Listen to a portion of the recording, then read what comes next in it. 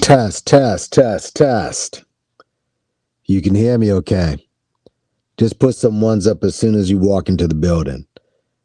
And yeah, we're just going to go over, us briefly, what happened on Farce Soul a couple of days ago.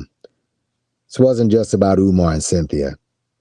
This goes a whole lot, it covers a whole lot of areas regarding the black media, the deception that happened, kind of an ambush. And yeah, we'll speak about the two obvious trolls that was part of this shit show. Let's go.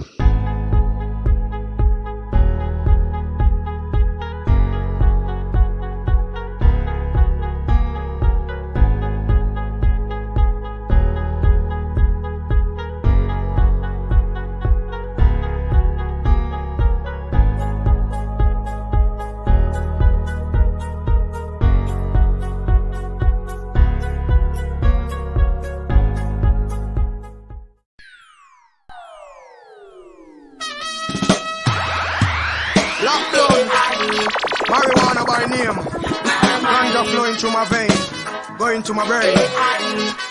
It's like this, it's like this. When you sleepy, I wonder why. It must be the high grade in your eyes. You look like you're about to fly. High grade, I don't care what popular say. We're gonna burn it anyway. Black blood alone smoke a whole arcade. So me say ganja me smoke every day. 15, 16 spliff a day. Good purple skunk from me, as you say. Move out of my way, me make me weed entry. But I'm weed a fun more than a century. Go and farm a man, just go and farm me. And go and ganja man, just go and plant it. Cause every time you do that, you do it for me. When you look sleepy, I wonder why. It must be the high grade in your eye. When you look like you're about to fly. Shoot is high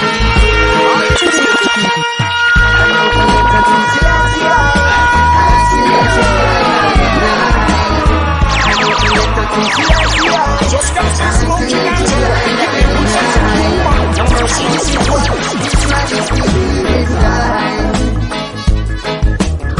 and this is what this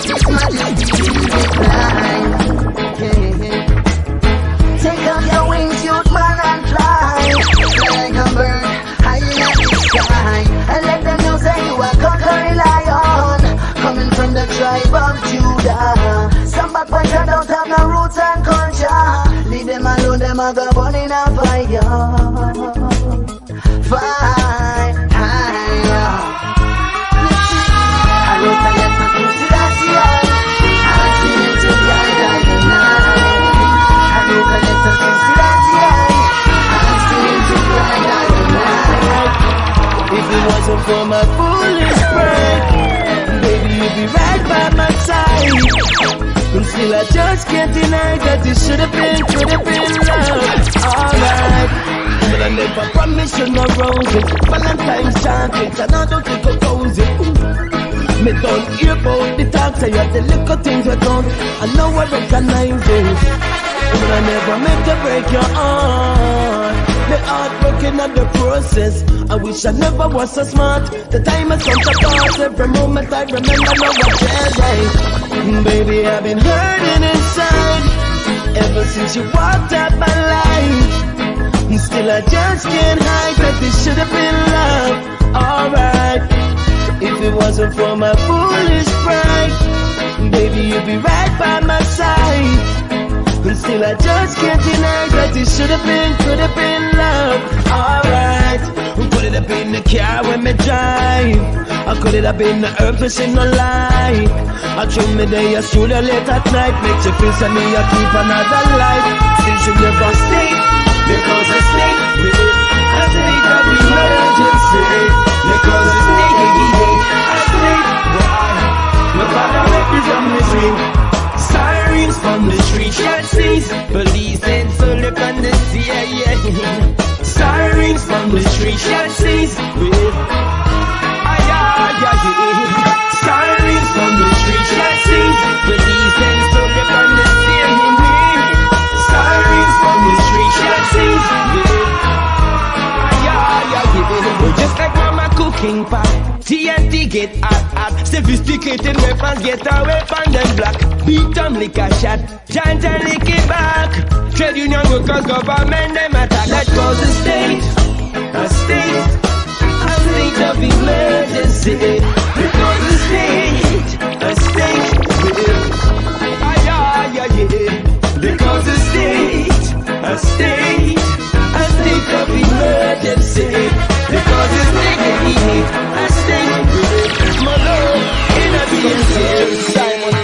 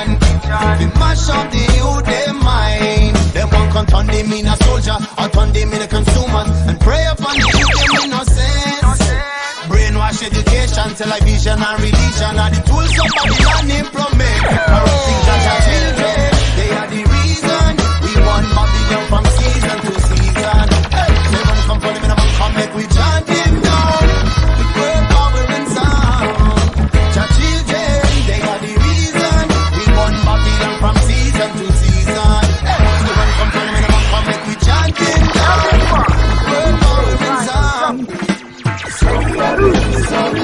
I'm keeping it real. So we are live. We live and let's live. So we are live. I'm keeping it real.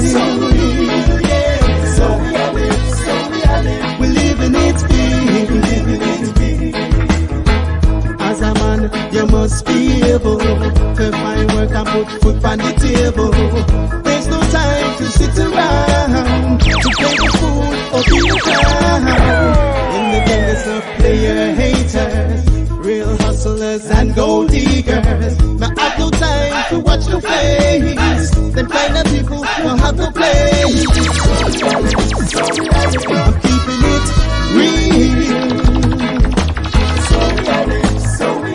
We live and let's live. I'm keeping it real. We live and let's live.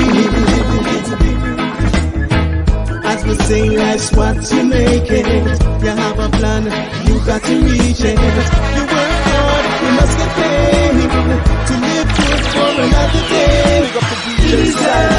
No bother with the tension, no bother with the stress. I said we ease up, we are deal with progress. Peace and love and happiness. I said we ease up, we don't need no commotion, cause everything is darkness. I said we ease up, no bother try to pressure me, and that is where I rest. Cause I remember when me yada and me used to run dance hall club and party. And outside of the club them put them hostility. Them carrying that and we rubber dubber where we play a panel still down. The DJ round the mic and him a keep the place strong. Now father come here so like you are raging star. You can't bring that and we just to ease up. No bother with the tension. I say no bother with the stress. I say to ease up. We are dealing with progress. I said love and happiness. I said to ease up. We no need no commotion. Cause everything you got blessed. I said to ease up. Nobody try to question me. That is where I was. I know the time is getting like balance in the grave. I strive to get my children fed. Meanwhile my shoes are begging bread. Yes, I know them times are hard.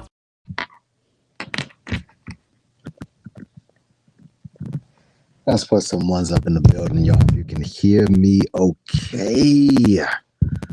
All right. Beautiful Joe, Josephine, Ankh, what's going on? Yeah, man. Jays, what's up? What's up? What's up? Actually, I do. There's something in the back. It's one of my older videos. I'm gonna have to get that. Last call. What's going on? Sean Morgan, Muslim. What's up? What's up? What's up? All right. Yeah. I'm just gonna briefly go through this, man. This right here was some bullshit, but we'll get into other stuff. You know, I'm gonna, you know, maybe you guys can tell me what happened with the party at Papa's place down at the bomb shelter. I saw a couple of flicks from it. I saw the marching band. I saw that there was another thing going on around the corner. All right. Was there any talk about the HVAC?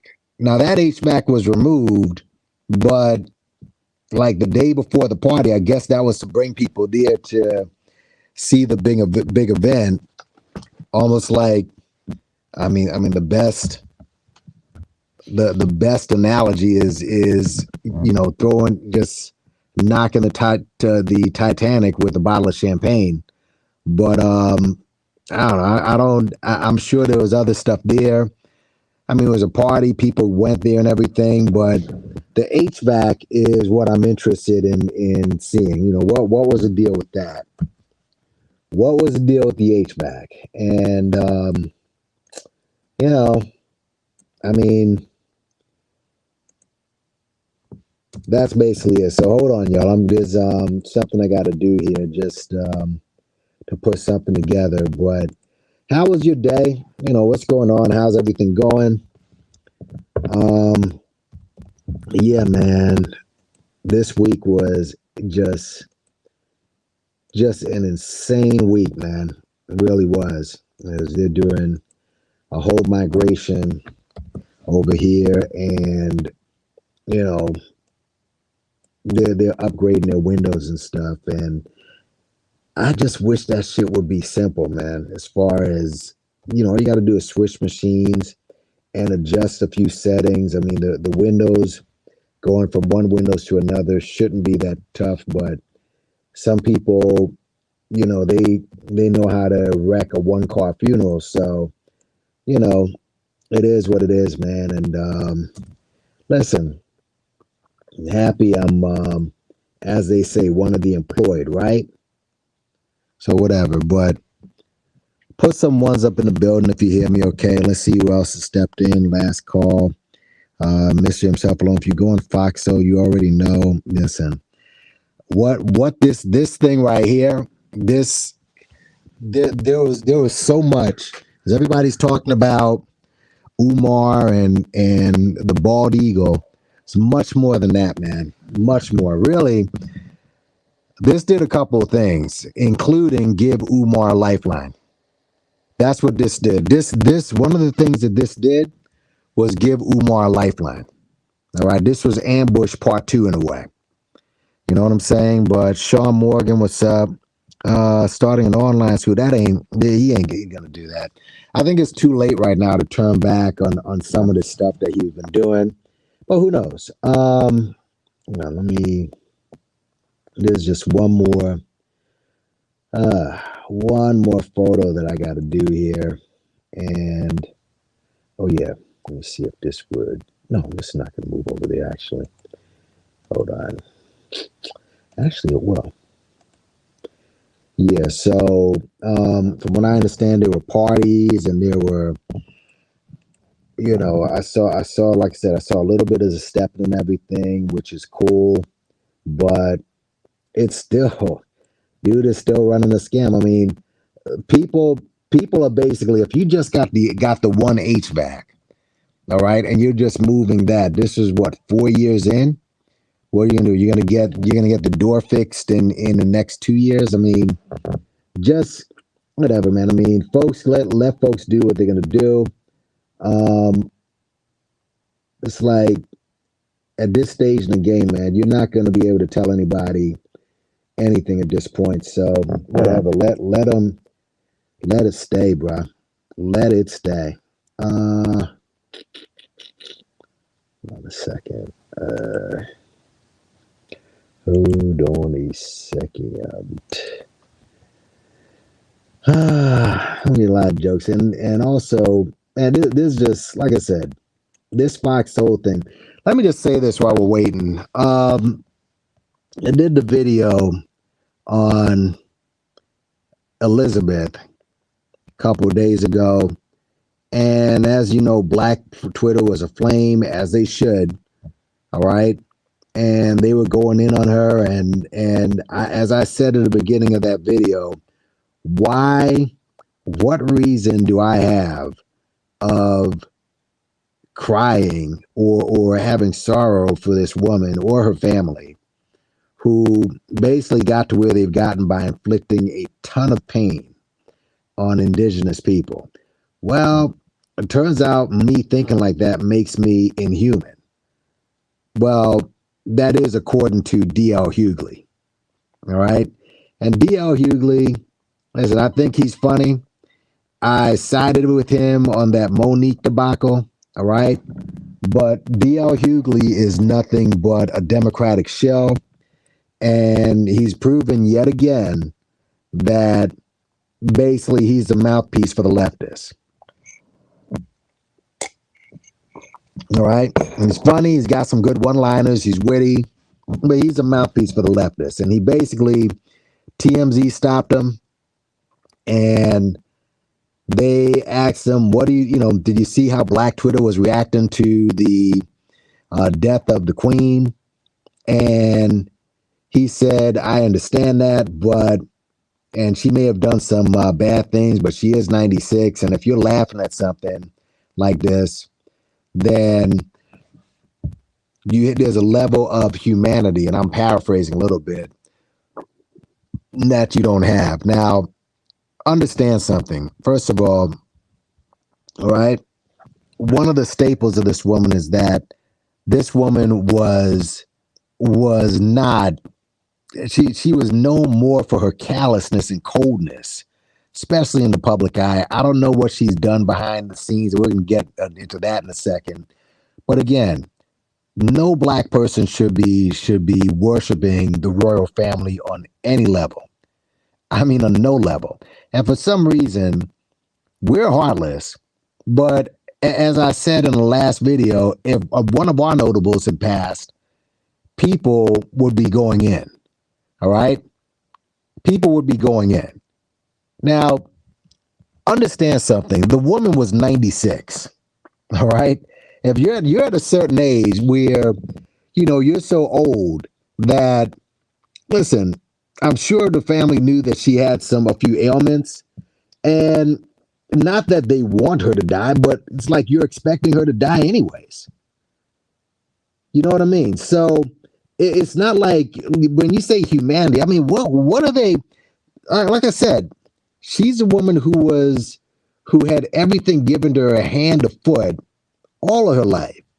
All right. since she was 20, maybe before that. Obviously, even before 20, she was born into riches. And she died a peaceful death. It's not, she didn't fall off a building and get hit by a car. So why would he say, oh, well, there's a level, you got to have a level of humanity? Did you know this woman? Did you know the bitch? So why would you be so, would you go after, it's mainly black people who are going after her. And again, why not? She's still the queen over like still has rule over Jamaica right now. And now Prince, her son, has now been crowned. So now he's over Jamaica. But again, it just shows you when it comes down to these celebrities, all right? So tone deaf, so just very they're just tone deaf is probably the best way to say it. I mean, tone deaf is the best way to say it, all right? They have no idea of what's going on as far as what black people are feeling or what the general public is feeling, you know? And of course, there was a clip of Snoop Dogg. More static? How is it more static? Come on, man.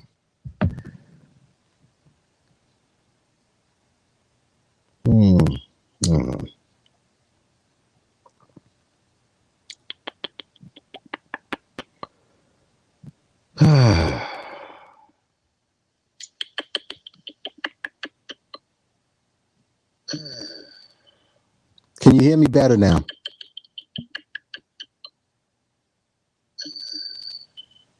Can you hear me better now?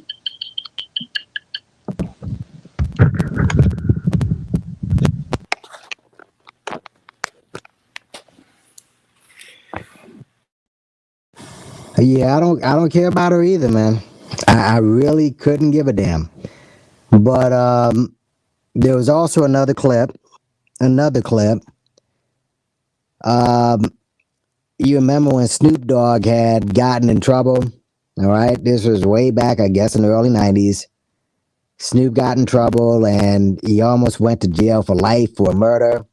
And England was trying to ban him, and the Queen saved him. The Queen overruled everybody and said, you're allowed to come to England. All right, so I guess Snoop Dogg is indebted to the Queen as well. You know, I guess Snoop Dogg is also indebted to the Queen. So I'm guessing that he said something, gave some comments about her and all of that other stuff and whatever. I just, again, with these celebrities, like I can't for the life of me understand why we're constantly following in their footsteps when at the end of the day, they really aren't for you. I mean, for what's his name? D.L. Hughley to say what he said, that, oh, there's a level of heartlessness with this. I mean, dude, you know, do you know any history about this woman? All right, because if you did, you really wouldn't give a shit. And there's other celebrities as well. Nicki Minaj, all right, as well as Nicki Minaj, as well as Viola Davis. There's other celebrities as well. Again, shout out to all the black people who are just like, who cares? All right, you have your own issues. If you're gonna cry for the Queen, all right, then I don't know what to tell you. I don't know what to tell you. I mean, you just really, and it's not about humanity. That's called putting things into perspective. That's what it's called. It's called putting things into perspective. Worry about black problems and black issues. And to be fair, her dying is not going to change your position. But if we know any type of history, at least let us have a little bit of joy in life. How about that? All right. So let's just seriously, let's just these celebrities, especially just all of them, not just the leftist celebrities, the guys on the right as well. I mean, they just need to they just need to shut their mouths. Yeah, he probably is. No, Jamaica, no, Jamaica is not. I mean, you got a couple of people, obviously. The prime minister had to say, "Oh, I'm so sorry that what happened, blah blah blah," and all that. Salvador, what's going on? How you doing? Yeah, but for DL, that really annoyed me. It should annoy anybody. I mean, for him to say that, and people are going to get on him too because, of course, here's a funny thing: people are going to get on him because he went after Bill Cosby. All Bill Cosby did was try to get the dude fired. All right. You ask yourself, if somebody tried to get you fired from your job in entertainment, how you'd feel towards him. All right. And people will be mad at him over Bill Cosby. Meanwhile, what would Bill Cosby be saying if he wasn't in a position he's in? You think Bill Cosby would say, fuck the queen? Or would he say something? I mean, it all comes down to who you like with these celebrities. So I just, again, that what he said was really annoying. Let me say this too before we get into this regarding the quote unquote sector, right? I'm looking around at all the things that are going on, all the little beefs that are happening all around, mainly between women. All right, mainly the women are beefing with each other. I see obviously, what's her name? I guess T-Pre did something to answer AAS, who happens to be cool with breaking, right? Who hates Star, who's there in a vicious beef, and Star happens to be cool with AAS, who happens to be cool with Triple R, all right? Who both of them are cool with Charcoal Gills and the Redman, even though seems AAS is still cool with Charcoal Gills, but still cool with breaking, even though those two seem.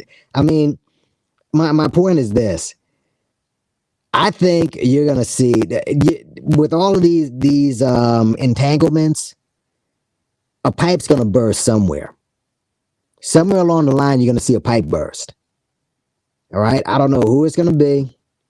All right. I have no idea who's going to snap at each other. But somewhere along the line, a pipe is going to burst. All right. It'll be interesting to see which one bursts first because, and I get it, people are having, but these are serious allegations that people are throwing at each other. These are serious allegations. AAS is just, went at T-Pre and her supposed personal life, right? Star, of course, is going after, is like swinging up below the belt and, obviously carries in there somewhere and everything. And of course, Charcoal Gills, who wasn't even saying, that chick's crazy. That woman right there is crazy. That woman right there needs to be institutionalized. That chick. Charcoal Gills is nuts. All right. And she sits down and she exploits her kid and, basically says everybody's going at, is attacking her kid. And you give your own kid a personal social media account, send everything to some other dude from across the country and then complain. And of course, you don't see that, that fucking buffoon, what's his name, Smoke, who also perpetrated the nonsense. I mean, this everything over there. This is why. I mean, I don't want to get into all the beef, but somewhere along the line, the pipe's gonna burst. All right, I don't know where it's gonna come from, but I'm just watching it from afar. I mean, I'm glad I'm not in any of that shit, but I'm just watching the shit, and somewhere along the line, I can just see a pipe bursting, and whatever it is, whichever one it's gonna be, is gonna be pretty big. It's gonna be pretty big. What's up, YM? How you doing? Yeah. Oh, she isn't? No, she did. I don't know. Like I said, well, I don't like Griselda's weird. She's a manipulator anyway. But all of these different like I said, all of these different things. And again, that woman, she, like I said, she's crazy. There's just a lot of nuttiness going on. Yeah, absolutely, Yak. Definitely. Definitely. So this shit right here, I mean, let me just get right into it. This whole thing, I don't know if you saw this right here. I don't have the audio clips. I don't want to. I'm gonna play the only audio clips I'm gonna play from this is from a dude up in the upper left. Yes, I said dude. All right. Look, Fox Soul. Just think of that. Think of that term, Fox, which is Fox News Corporation, right? Fox News, everything Fox. You know what Fox is about, and Soul. All right, a supposed term that is affiliated with black folks. A very antiquated term, by the way. Soul. Okay, I got soul. How? That, I mean, it's so antiquated, and it's so and to me, when I look at just the name of Fox Soul, right? In a way, it's offensive because again, you just, you know, excuse me, you just throw that term out there like that's what black folk are like, right? Yeah, that's what the niggas are like. What's up, Rozzy? It's just, yeah, you just throw the name out there like whatever, because how much time in a boardroom does it take to make up that term? All right, very offensive, really, and it just shows the theme. The theme of this is just the lack of respect that these corporations have for black people. And it's almost like Fox News Corporation is doing a full troll job on the black race. Where you make this station up, right? And it's funny.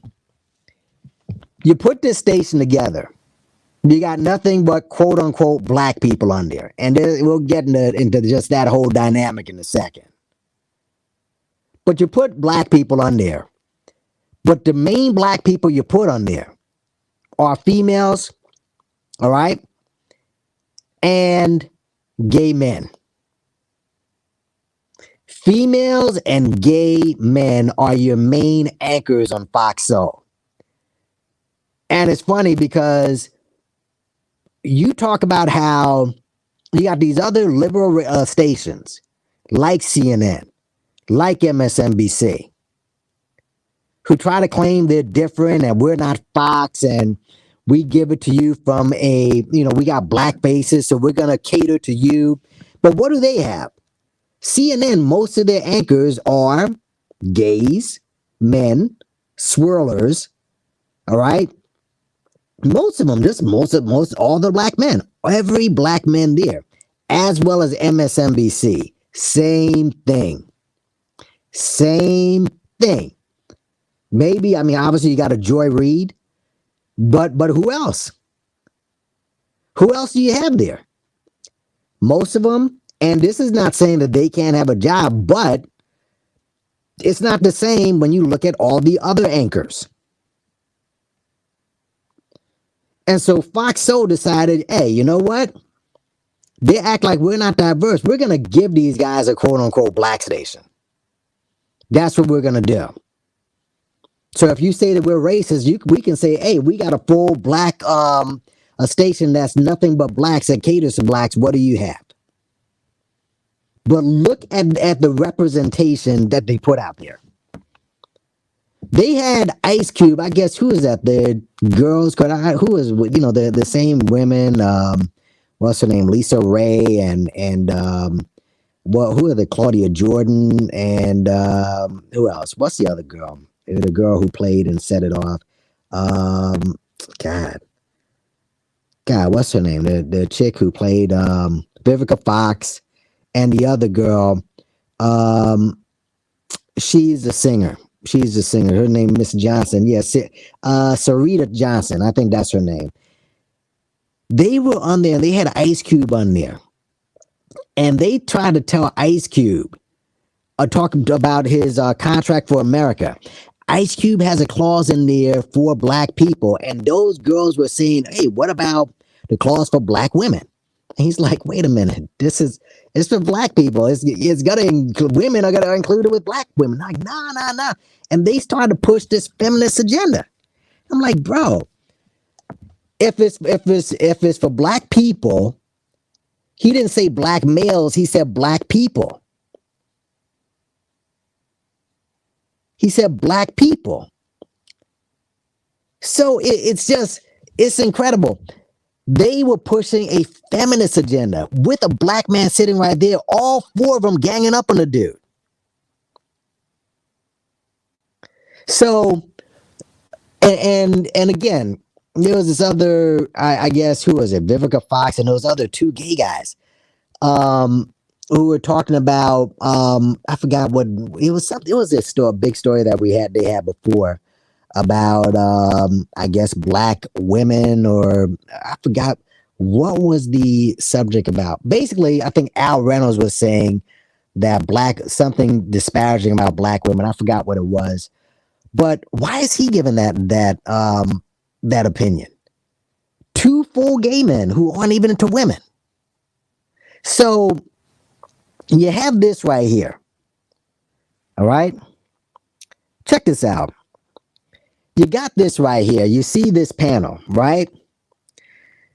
The name of this was just want to get the exact name of this. It was a total shit show, like I said. Yeah. Fox, is there a war against black men? That was the title of this. Is there a war against black men? Right? And so you have four panelists. And you think that if you have panelists, what's up, Identity? How you doing? What's up, Drama? So if you have something like this, all right, I'm assuming that you want to have panelists on there that are qualified, all right, that have some experience in remedying the problem, not trolling the problem, and have some viable solutions, all right? But you got one guy on there that called for the death of 10% of black boys. This dude, we know who it is. A guy who disrespects black people every chance he gets and is in the middle of a full-blown fraud.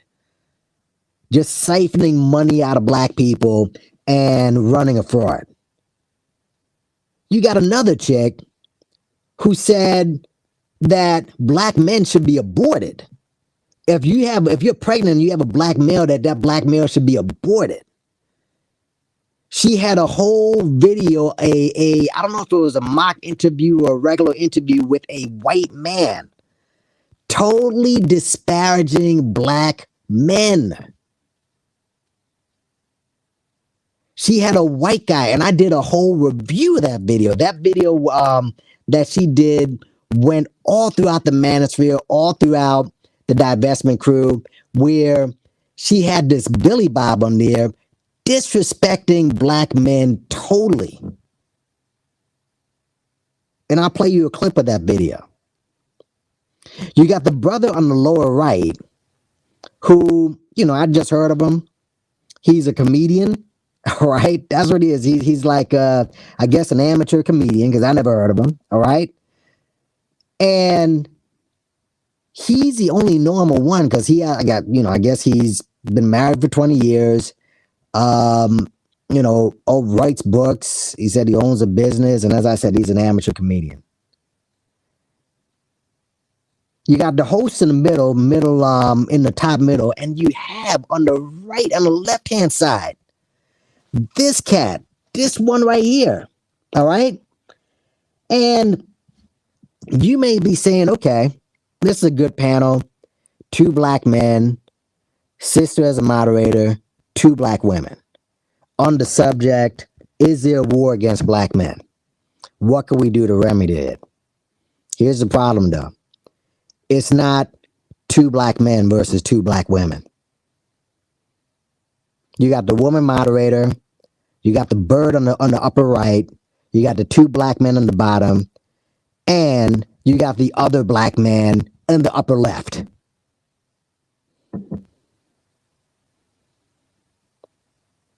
So you have 3 full black men and 2 women. Let me just so what you had there was basically full deception on display. Let me just get something real quick. I posted this, and this was posted by the great Papa himself, Ifantunde Umar Johnson. And hold on a second. Let's go here. Go.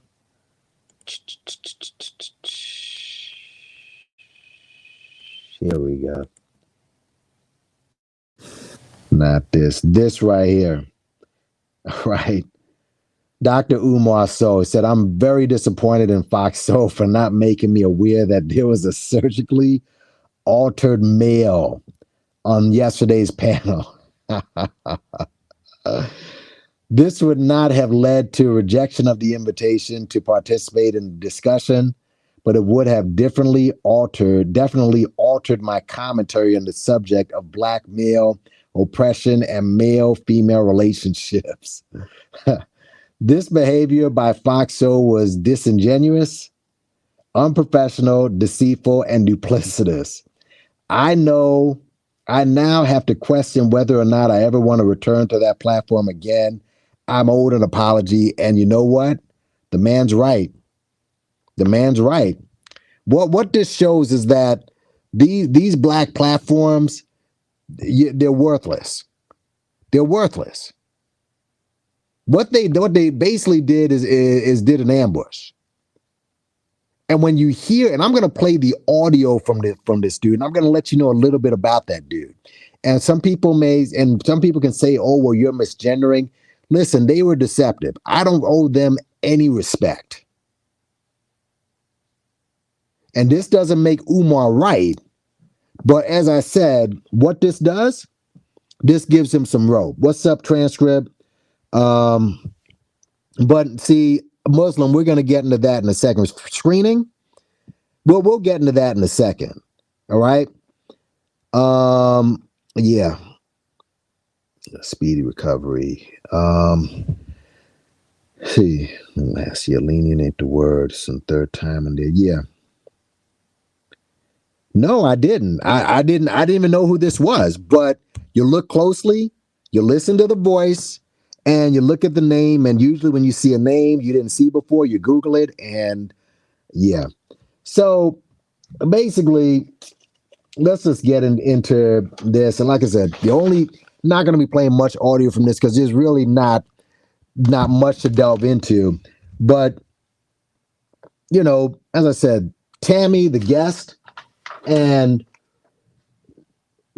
Tammy's the host.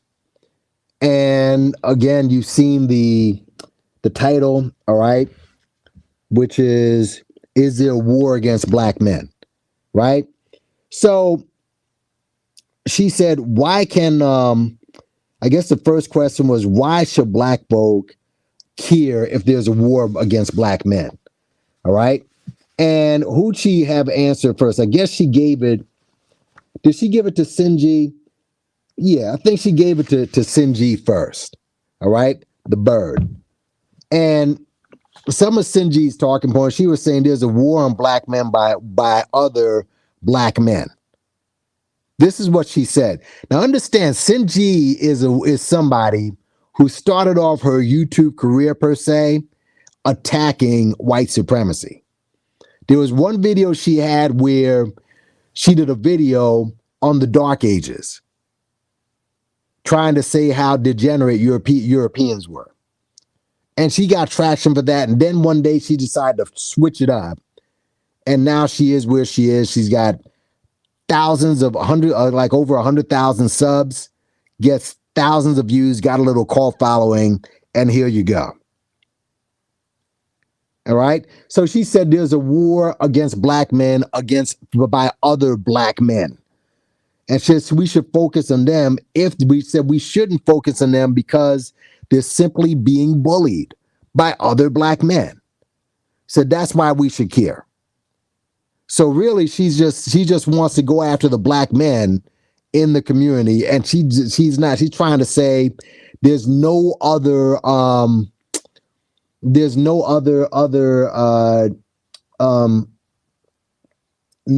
obstacle, nothing else that's hurting us besides this, right? And this is a theme that she sets throughout. I mean, basically, after she said this, there was DeJuan Brown, who, again, this guy in the lower left, and let me just go down and show another picture, dude. This dude right here, all right? Now, this dude, you go to his social media, he's on that FBA shit. He starts talking a lot of talking points on same FBA talking points. He sounded a little bit like Tariq at the end and everything. But he was the only one who, at the end of the day, would have a solution. I mean, here's his book that he promotes. See, that should have his book. Hold on a second. Just get his book real quick. The book. No, I'll get it from here. Yeah, here it is. This is his book right here. All right. I guess this is him, his wife, and his kids. So you think you'd have people like this sprawled all over the program, but you don't. So he's talking about why should we care? He said black men are the breadwinners. There's over 50. We have over 50 years. We've had jobs taken away from us and sent to other countries that were made for black men. Now, obviously, they'd be given to whites before they're given to black men. So again, this sounds like some FBA babble. It really does. Jobs that were taken away to other countries that was specifically made for black men, like the black men are first in line to get those jobs. All right. Or they're put into prisons, which affect the family. And then he says black men, they fight with each other when the economy is destabilized, which is true. And this is a point he kept bringing up throughout the conversation, that, when you talk about black on black crime and blacks, and again, Cynthia went first talking about, black men are bullying other black men. Well, yeah, because, and this guy brought up a good point, because when you take away from any group, all right, and when your economy is destabilized, people start acting like savages. I've said this a number of times. All right, when you put people in poverty, people are going to act like savages. So when you destabilize the economy, the family gets destabilized, and once the family is destabilized, then and you destabilize the ability to earn, you just become savages. All right, this guy was making a lot of good points. This dude right here, let me get his picture here. Let me just bring him back. This dude was the most sensible person on the panel. Now, again, I don't know who this dude is. I know he's a comedian. I know he has a small following on YouTube. I think he got 11,000 subs. I know Tariq shouted him out. I know he's on that FBA shit when you go to his Instagram. All right. But again, this guy seemed like the most sensible dude on there. All right. He basically, some other points he was making. Basically, they brought up they brought up if the war on black men is the fault of black men. All right. And he stepped in and he helped, and he just gave some pretty good points. Like he brought up between 1967 and 68, South Central, and this is documented, no crime for an 18-month period. And again, it just goes back to when you give people the resources, they're not going to resort to crime. So this whole idea that blacks are savages, or that we're not capable of running a society. Well, if we have the resources, we do that. You're going to see crime drop. And he made another good point out. 99% of interactions with black males are cordial. Most black people aren't getting up. Oh, hold on. Something just, my bad. Most black people aren't getting up looking to kill another nigga. You don't hear people getting online saying, how many niggas you killed today? We're not doing that. Let's go into the chat real quick. Oh shit, there's a lot of people in the chat. What's up, Jason Moore? How you doing? Yeah, transgender. Yes, it's a transgender. Ruben Pavera. What's going on, man? Mr. Ali, FBA all day. Yeah, wow. Again, the dude is on full FBA. You have two polarizing people on the channel. They knew what they knew what they were doing. Yes, they did. Yes, they did. Two polarizing people, two people who don't practice what they preach. And again, but it wasn't just them though. It wasn't just them. So Umar finally gets, he answers the question because she asks the question and he goes through and Umar made some good points in this panel. That's the thing, because again, they bring Umar on because he's traction. Look at how many people are speaking about this interview. So Umar's a force of nature, as is Cynthia G in a way. So Umar's going to bring people and he's going to say he has the rhetoric. He just doesn't live by his rhetoric. So when asked why should black folk care about it, and he says the pathology in the black community is a direct result from the war on black men, and he's right. All right, so we have to implement solutions. He brings up he said black on black crime because Cynthia and the other dude brought up black on black crime. He said, yeah, black on black crime is a problem, but it is a direct result of white on black crime. So Umar's always going to drop the rhetoric, always. Now, this Mr. Hope Gazelle is what his name is. Here's what Hope Gazelle says. Matter of fact, no, I'm going to play because I didn't number where he was at, but it said he basically said when men aren't happy, black women can't thrive. All right, and he speaks about black women. Let me a second. Let me go back. This one right here, this dude. It's a full dude right here. It's a full dude. So men aren't happy, black women can't thrive, and black families don't flourish. So when they're attacked, they can only flourish off the knowledge of knowing a problem outside of us. And he keeps using us and them. Like, actually, listen to this. Let me get this right here. 10. Hold on.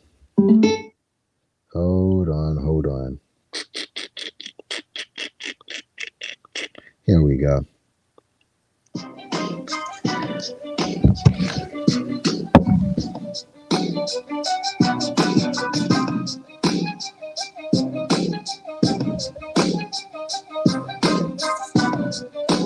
Now here, listen to dude. In on this real quick, Hope. I mean, the fact of the lack of elevation and evolution that we see in these arguments are my biggest issue. Once again, we're back in the 1960s when we should be having, like Sin just said, a current conversation. Currently, black men are not being held at the fire and said that if you don't. Yeah, this is a guy speaking as a woman, attacking black men. You know what's funny? A lot of y'all know the beef that I had with Triple R, and the beef started because I saw him kikiing and joking on the panel with who is that dude? I forgot dude's name already. You know who I'm talking about, the Jermaine and shit. He's sitting out kikiing and joking on the panel. And when I did that video, I said, and this is what I said verbatim, I said, don't you understand that these guys are looking to take the place of black women. This is what I said. This is why this dude got all mad and got all up in his britches. I said, don't you understand? These guys want to take the place of black women. And here we are on a panel, right? That's supposed to be talking about how to fix the black man. And here this person is on that panel as a full woman. They don't even address this woman, this person as, well, he was one and then. And towards the end, all right, towards the end, when this was all over. All right. So, and you'll see it. It's just, the whole thing is just totally unprofessional. And I had asked this question as well. If you are part of that community, all right, why do you have to hide it? Why don't you just say outright, okay, this is who I am. This is who I am. One of the arguments that fool over there said that oh, black men are killing trans more than anybody. Well, do you think that that's probably happening because they're more deceptive? Like if you're with someone and they don't tell you what they are, and obviously when I'm gonna do a short segment on this dude to show you that I think you'll be able to tell, okay, that this was at one point. As a matter of fact, yeah, I think that you'll be able to tell that at one point that this was a dude. All right. Yeah. This guy was on TLC actually. And he did a show on TLC where he was actually dating, I guess he was this Arab guy. Now we're talking about black relationships and saving the black family.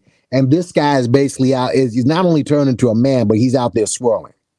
So the show's centered around the woman in the middle who's actually a man. This is a transgender man. He's the brother. The Arab guy you see is the brother. He wants to date Hope, who is the same guy on the left. That's the transition. So she's talking about black on black relationships. You're going to hear this, and you'll see as she talks about these black relationships throughout this forum. And even in your community, you're not about the black family. Even in your community.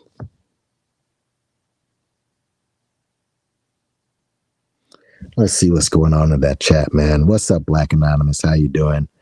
Yeah. Regardless of the black man, fear and unalive other black men today. I don't know what that was. Yeah, that's a full dude, man. That's a dude. The whole thing was, like I said, this was another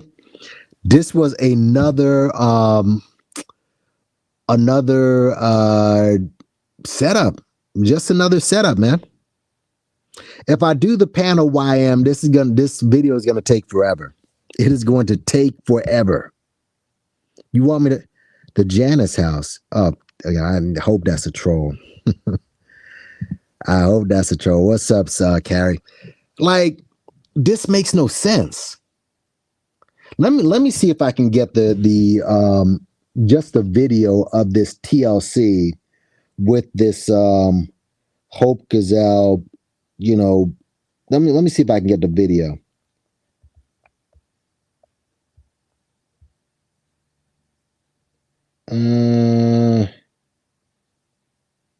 Here it is. This is a 3-minute video. This is Hope Gazelle, and we'll get that back to the Fox Soul in a second. This is Hope Gazelle getting asked out on a date by this Arab dude. Listen up.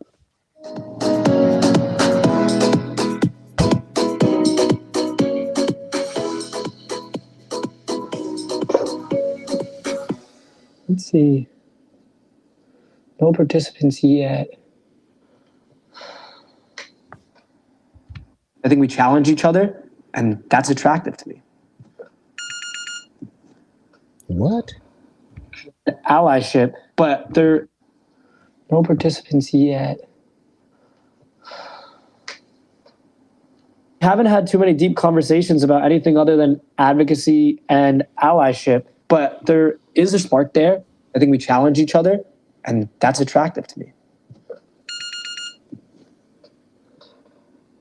Your picture. I was like, that's not my picture. Where's my blazer? I was wondering the same thing. I was like, that's not Hope. Guys, I'm not even gonna show. You're gonna have to get this yourself. I'm gonna go ahead and give you the link to this. All right.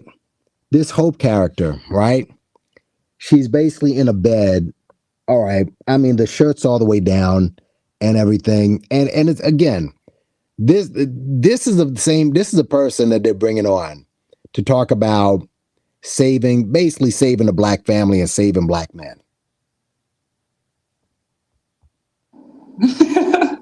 Good morning. I love your necklaces. Thank you. I actually got them from one of my friends. That's awesome. Mine just from a local mall and Venice Beach. I'm super excited you joined me online. And every time we're talking or anything like that, and the word hope comes up, like hopefully or hope or something, I'm like, hope, hope, hope.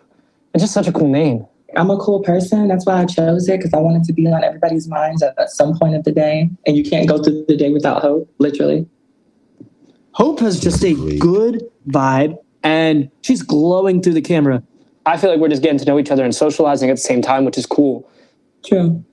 I mean, I'm so boring. I'm like the most boring person in the world. Fun fact, I really want to go to Idaho. I have no idea why. I just really want to go there. I want to go to Copenhagen, and I have no clue why either. I don't know. Like, I think the most social thing that I end up doing, like I go skating a lot. I'm a movie person. Like, I go to the movies at least 3 times a week. I'm that person. I like things that are so simple, because I don't like going out to places where I can't hear a conversation or where we can't engage in conversation. 100%. Not gonna lie, I don't agree on the movie part. I don't like going to the movies because then there's no socialization. Hope and I have never met. And it just doesn't do you service just to do calls online and continue doing social media events. I want to hang out with Hope in person. You mentioned something about skating. I'm a really bad skater, but I love trying to skate. And I've actually been wanting to go ice skating for like forever. But I've asked girls on dates and I've gotten turned down before. So I'm a little bit nervous. I definitely think it's about damn time that we actually hang out and do something fun. Let's do it. I mean, I'm definitely here for that. She says yes. Obviously, I'm excited. I've never dated a trans woman, but I know that I'm only attracted to women, and trans women are women. And Hope just has this radiant personality, and I want to get to know her more. I'm super excited. Cool, yeah. I'm going to bounce. I have to go do some training. So I'll talk to you later. Okay, have fun. Peace. Bye. Now, wouldn't it have been nice if she told the panel that she was a trans woman? But then again, nobody knew she was a trans woman. Umar didn't know. I don't think Cynthia knew. Dude didn't know. But guess who did know that she was a trans woman? What's that there, folks? What's that there? Hold on a second. Let me move this, see if we can. Okay. Guys, what's this? Who's that up in the middle, up in the top? All right. This video right here. Today is what? September, I think, 9th right now. Okay. Folks, this video is called Why is LGBTQ plus adoption controversial? All right. You see, I guess, I don't know who the two people on the bottom or on the top or left, but you know who these two people are here, don't you? You got Tammy and you got this one right here. You see? Where's it at? Oh, shouldn't have like put it down. Hold on a second. Yeah. You got Tammy, and guess who you got else? Who's that? Who's that? You see? This was done back in May. So that's August, July, 4 months ago. 4 months ago. So everybody on there knew this was a trans woman, except, everybody, the only person who knew that this was a trans woman was the host. And she allowed this to come on. To discuss something that she had no business in discussing.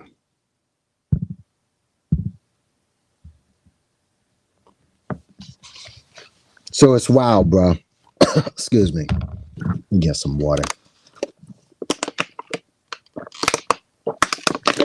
This is an anti, alphabet crew. You can think about whatever. Okay, this was just total deception, in my opinion. Total and complete deception. So let's just go down. So for if you don't provide this, or if you don't show up in this way, we're going. This is freaking Hope again. But y'all with me though? It says Cynthia G is not. FS has several trans people on their panel. Totally out of proportion with our reality. They are full foul. So yeah, this is a mess, bro. Again, to me, and Umar, I guess he should have he can simply Google himself. This kind of shows that he doesn't really have a team himself to vet people as well before he gets on the program. But this was this woman right here. This woman right here. She's complete. Let's say she did not know, but we already know she does know. All right. So this was just total disingenuousness from the start. And she refers to this person as she and, our sister and everything. So they're pushing an agenda.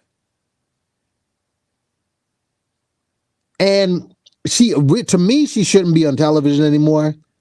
To me, she should apologize, but she's not going to apologize. She can't say, oh, I didn't know. So let's just go down, man. Let's actually we are going to go ahead and play this. What the hell? Let's go ahead and play this bullshit. Why not? Let's see. Yeah. Let's start with Umar.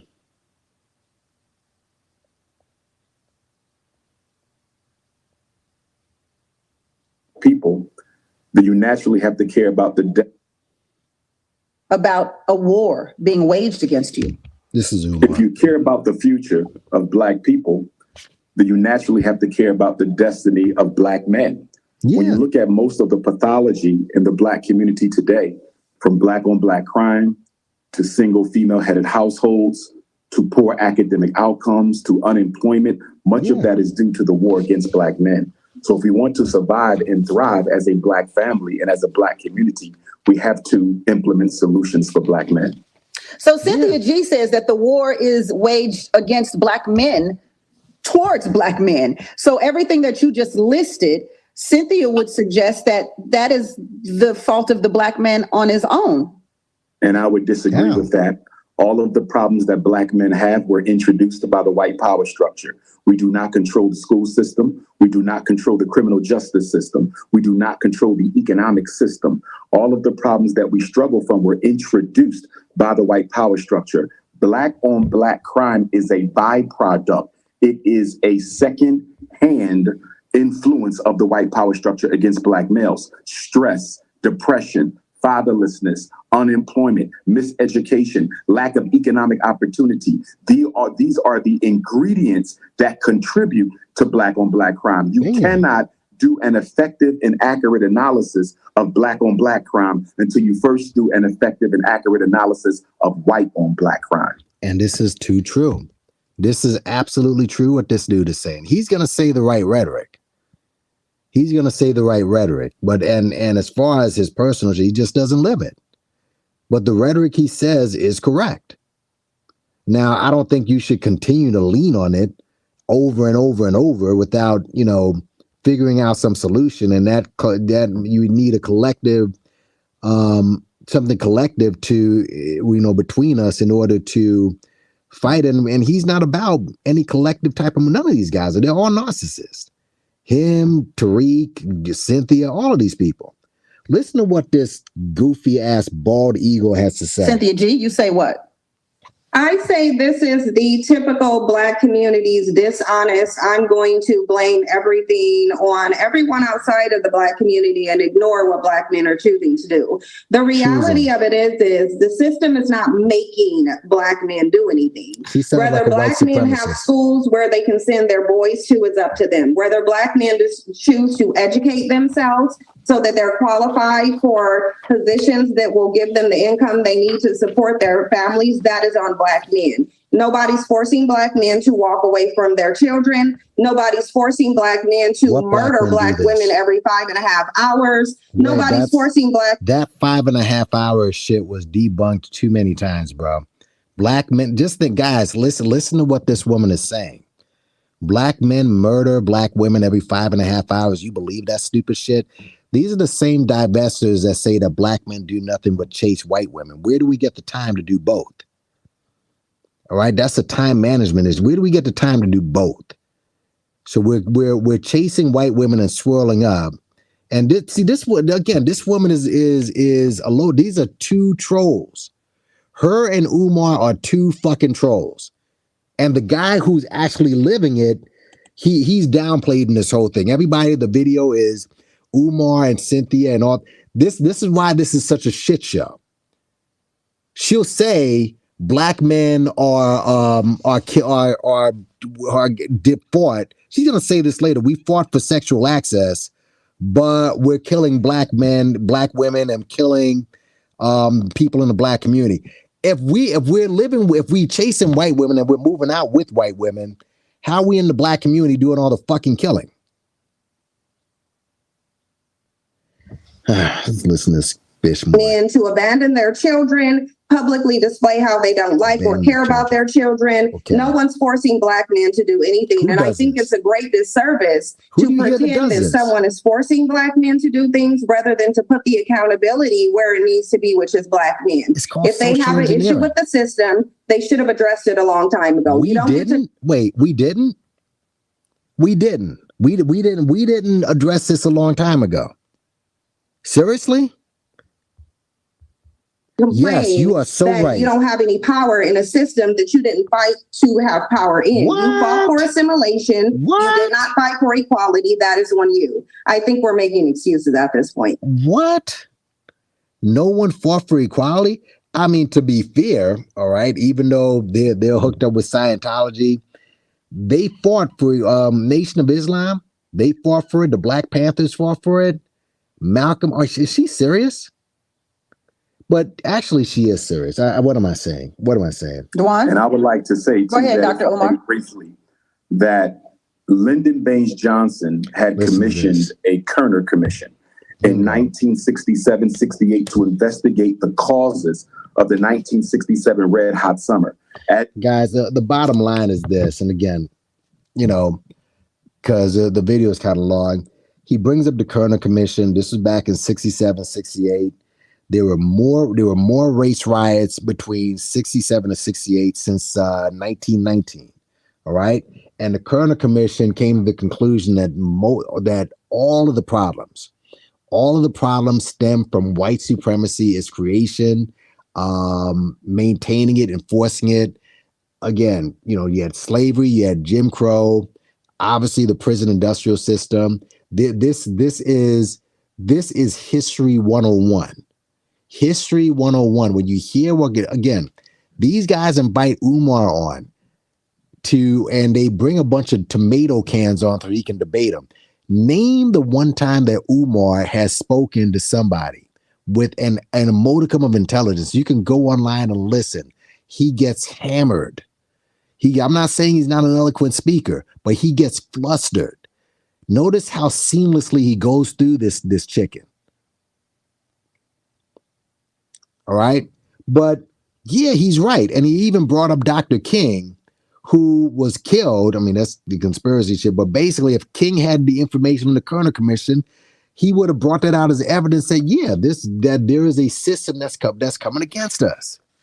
So this chick is out of her mind, man. Let's go down.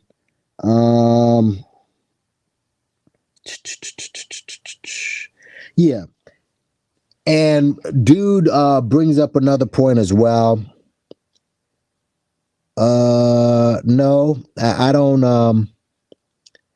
Yeah, we did fight for separation, but here's what dude Darren says to piggyback on Umar. Umar, what he's saying is right. We can go back to 1967 in South Central LA. There was one murder. Look it up. There was one murder in South Central LA in about an 18-month period between 1967 and 1968. Why? Because there was adequate resources. UCLA was bringing black people in for free. When it came down to it, jobs were plentiful. When black people were adequately resourced, you didn't see black men killing each other. No, so when we talk about, this thing that's going on, it's not that anyone is forcing black men to kill each other. That's not what nobody's saying. There's a cause and effect relationship between everything. And we're talking about having a full cause and effect, full on viewpoint of what's going on. What's the cause? What's the effect? When you live in a violent society that murdered its way to make the country and goes around the world enforcing murder, what's going to happen in that country is similar to what's going to happen outside the country. Cause and effect. So we got to look at that. And when we talk about black men killing each other, it's just a handful at the end of the day. I am so glad somebody brought that up. Y'all are acting like we wake up and go to sleep looking to kill another nigga. That's not the case. That is not the case. That's not the case. That mindset has to stop. I'm glad he said it the way he said it. Black men interact 99.9% of the time. The interactions are positive or neutral. Well, then you don't have an argument for the system because the whole system isn't doing anything to you. It's just a handful of people, right? But I wish we could get out the 1960s and jump into 2022. I feel like this is also another way for black men to gaslight because they know they have done absolutely nothing. Even if you are complaining about the system and the Kerner Commission and all of these policies, you failed to do anything about them. It is your failure to address the issue as men that have these problems going on. You can say it's only a handful of black men killing other black men, but the reality of it is you don't have the same energy when you're talking about police shootings of black men. Then you act like the entire police department, every last one in every single state is doing something to you. But now when it comes to black men terrorizing the community, making the community unsafe. Again, guys, where do we have the time? If she's from the divestment crew. So where do we have the time to kill off everybody in the community and leave the community? And again, she said we fought for sexual access. This is their talking point, but we're killing everybody in the community. I don't get it. Let's move down to the hybrid and hear what he has to say. In on this real quick, Hope. I mean, the fact of the lack of elevation and evolution that we see in these arguments are my biggest issue. Once again, we're back in the 1960s when we should be having, like Sin just said, a current conversation. Currently, black men are not being held at the fire and said that if you don't provide this or if you don't show up in this way, we're going to do X, Y, and Z to your family. Y'all just are not showing up. And then when you're asking, so wait again. And let's just get back to what this guy said. He said the only way that black men can flourish, he said this early on, is that if we acknowledge the problem outside of us. So how is he saying that we're not showing up? And again, folks, again, this is biology 101. And I'm just going to keep stressing this because this dude was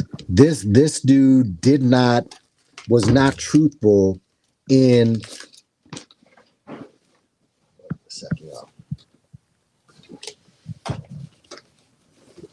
because this person was not truthful about who he was.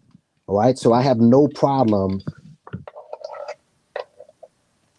disparaging. I'm not even disparaging. I'm just calling him for what he is. All right. We're not showing up. Are we saying that we're supposed to show up for him? All right. If someone shows up for him and marries him, what are you going to produce? Let me go. I'm sorry. I didn't mean to keep this guy's picture up here. Excuse me. We're, you know, this cat is talking right here. Actually, let me see if I can. I'll just put this here. This guy is talking. If someone hooks up with him, what is there to produce? So what is this person talking about? And wait a minute. Let me just go back for a second, folks. I'm going to make this point. Currently, Black men are not being held at the fire and said that if you don't provide this, or if you don't show up in this way, we're going to do X, Y, and Z to your family. Y'all just are not showing up. And then when you're hold on. Let me just make this point. This guy's saying that we just aren't showing up. All right. But what about this dude when he made the decision in his life, all right, to completely cut himself off from that gender and turn into another gender? Isn't that an example? Isn't that the ultimate not showing up? Isn't that the ultimate running and hiding? Isn't that the ultimate act of cowardice? To say, you know what? I can't fight as a man. I'm just going to become a totally different gender so I can get some cover. What about that? How could Tammy not? Again, Umar was right. If people knew who he was, this conversation would have went totally different. Totally different. The ultimate act of cowardness. I'm just going to jump out of this gender. I don't have the stomach for it. But this person is acting like a woman, berating us. Come on. To these things, you say things like, well, back in this time, and when we tried to do this back in a couple of years ago, half of y'all weren't even around when those things were, put into action. And then when you found out about them, instead of bringing them back to the forefront to see if they would work for you in this day and age, you just talk about what didn't work in the back, on the back end of things. I think that a lot of the times you all find it a lot easier to gaslight us into believing that we're the problem so that you can have more time to figure out what the solution is. But that's not the solution anymore. We figured out that doesn't work, and you trying to buy time in the system is not going to help anybody, and especially not the Black communities that you say that you love. Let's bring buy time in the system. He keeps mentioning, he's saying we, meaning we as women. All right. Let's see that clown say that I'm being homophobic now. All right. I told you that they do this to take your spot. But making excuses, hiding in this, he said that doesn't cut it. We figure out you're trying to buy time, dude. You did the ultimate buying of time. You're like people. Well, depending on how long the hormones work, let's just keep it a buck. But give me a break with this. And again, I want to just remind you, this woman right here knew who this dude was. She knew 4 or 5 months ago. All right. As much as we talk about Cynthia and Umar, this woman's the biggest culprit right here. So let's continue. We go to break. Hold that thought, Dwan. Before we go to break, I do want to take up for my Black brothers here. The CDC reports that Black men show up to their families more than any other race in this country. Black men are taking their children to school. Black men are playing sports and doing outside extracurricular activities with their children more than white men, more than Asian Americans, more than any other ethnicity in this country. But we'll continue to talk about the war being waged against Black men when we return on Business of Being Black with Tammy Mack. Again, Tammy's going to throw some stuff out there to like, Umar, I'm on your side here. This woman's very slick. She is very slick and smooth. She's just gonna throw stuff out there like, I'm on your side, Umar. All right. I'm we're buddies and everything. I'm gonna try to, hold you down while everybody's attacking you. She's a snake. She's a full snake for doing what she did. Foxhole. We'll be back. Welcome back to Business of Being Black with Tammy Mack. I am Tammy Mack. In the business of being Black today are Black men. Is there a war being waged against Black men? First of all, I want to see where you all stand just by a yes or no. Dr. Umar, is there? Yes or no? Let's keep moving. Waging against Black men. Do Black men have allies? No. The only allies we have is our other, I would say we don't have any outside allies as far as any other races, no. The only allies we have are Black women. Basically, he says when he talks about allies, talks about women that are on code, man, woman, and black man, Black woman, and child. Again, this is a dude who's been married for over 20 years, according to him. All right. Married for over 20 years, writes books on it. All right. Then this nasty bird right here talks about how, she says that men, when he says man, woman, and child, he says she's like, except the kids that were abandoned. Even this is right after you just heard what she said. The CDC findings were, right. You heard that. Matter of fact, let's just go down. Let's hear what this chick got to say. We got to the kids. No, because we're all one. Black man, woman, and child. Are you talking about the kids that Black men abandon and publicly talk about how they don't? Didn't this woman Tammy just tell this chick that according to CDC findings, Black men are the best fathers? Y'all love going statistics, but when you have a statistic that is favorable to us, you still don't listen to it. This is why when you hear guys like Larry Elder or any of those clowns from the conservative side always drop statistics, it doesn't matter with the statistics. They still think you're degenerates. Let's continue. I can't speak for your life, but all those my father's always been there for me. My wife's father's always been there for her. I'm there for my wife. Now, allegedly, didn't she have a kid with a dude who, basically embodies the type of dude that she claims to deride every day? On YouTube, she lives in Seattle. This dude lives in North Carolina. Supposedly, they had a kid. So she flew all the way from Seattle. Seattle is way up north to go down south to have a kid with a dude who supposedly embodies everything that she claims to be against.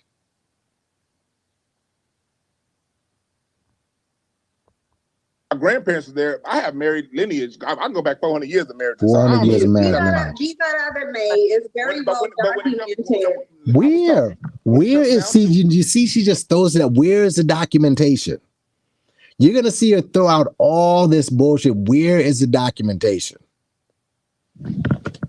There are some men that leave, and we're gonna talk about the men that leave. Let's talk about a lot of men that leave because of how they were pushed out by people who were going around trying to get government benefits. Let's talk about that. If he's not there, these are manosphere talking points. All these single family households that are there because somebody wanted a baby so they can get a check one day and didn't give a damn about who she had that baby with. Yeah. 80% of the women having the sex with the same 20% of men. If you keep in that same loophole, you got to look in the mirror. Well, I don't know, Dewan. I mean, your points are well taken.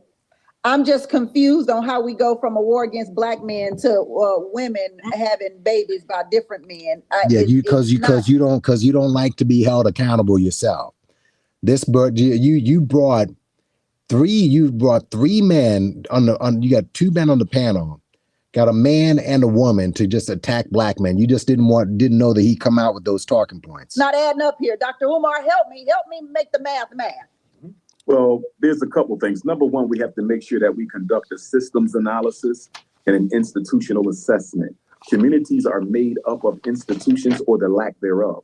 Communities are governed by systems or the lack thereof. Let us be very clear about something. This fratricide, this Black on Black crime that so many of our brothers are engaging in, let us remember Irish did the same thing. This is a great point. Italians did the This is same an thing. excellent point. European Jews did the same thing. And in the 1930s and 1940s, the United States government decided to upgrade them to white status, and in so doing, gave the Italians control of the fire departments in the Black community, gave the Irish control of the police departments in the Black community, and gave the European Jewish immigrants control of the civil service municipal jobs that they still control in many city centers today. The point that I'm making, Tammy, is that America gave Southern European immigrants an economic stimulus package. Before they gave that economic stimulus package to Jews, Irish, and Italians, they were doing the exact same thing Black men are doing today, selling drugs, breaking the law, running in gangs, killing one another. But the government intervened and aided them.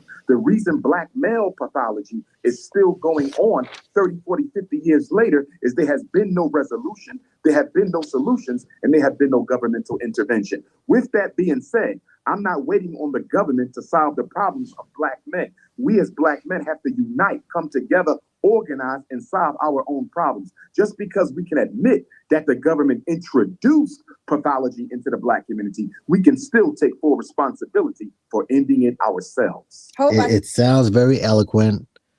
I get it. And it sounds beautiful. Obviously, from Umar Johnson, he just doesn't live it himself. All right. He talks about, we have to do things. This guy is not about that at all. And he's not about revolution. It's basically with him, it's just the rhetoric. All right. Give me the money for the bullshit school and the other bullshit that I'm into. But he's going to throw out the rhetoric. But now for this, and from here on in, I'm just going to show this picture of dude. And again, it's like I really can't even sit through this dude. I can't, man, because. But listen to what this person says, and again, another person who doesn't have statistics. You nodding? Yes, because I feel like when you can name all of these things so eloquently and so beautifully, and yet y'all still fail at being able to do these things after years and years and years. After doing these things after years and years and years and years. Give me an example. See, this is just throwing stuff out there. Again, how do you, as a person who ran away from manhood, all right, going to hop on the other side as a woman, so-called woman, and say, oh, well, you failed, you failed. How does that work? Years of trying. Where do we find a new solution? She said years and years and years. So you'd admit that we did try to do something. Said we failed of years of trying. If you can't talk to each other, if the old men are scared of these new boys because they're a lot wilder than y'all were, because they're a lot more buck than y'all did you change to a woman because you were scared? A lot of y'all see these young boys, and instead of addressing them, y'all are afraid of them, and so you walk away and say, well, that's their generation's problem. And it can't just be that generation's problem. Wait a minute, problem. you decided to move away from being a man, and now you want to date these boys. All right, you decided to take another approach. Now you want to just date these boys. This is wild, bro. Like Sin has been continuously saying, if I have to just answer the question with a yes or no, my answer is no, because the war that we're fighting for Black men is the one that Black men are fighting within themselves. Is it about adjacency to whiteness? Is it about being able to assimilate to that white hand? Or is it really about the freedom of Black men and the Black family and the Black community? I like that question a lot, Hope. I want to hang on to that question. Dewan, assimilate again. Shit. Oh my God. This I told you this was a whole shit show, bro. This was an abomination. It really was. Is your hope to go and assimilate? What is this? Tell me what someone in the chat, tell me what this is. Please break this one down, because I'm confused now. I'm totally confused. I am completely confused. If what we're doing is assimilating as Black men, she decided I'm out of here. Let me go grow a set of breasts and chop off my rod and date people that aren't even Black. This is insane. There is a war against Black men. What exactly is the war? The war is to disenfranchise black men economically, because when you destabilize us economically, everything else is going to fall. We could take this. He made this point before. He did make this point before about destabilizing black people economically. He talks about the Maslow's hierarchy of needs. All right.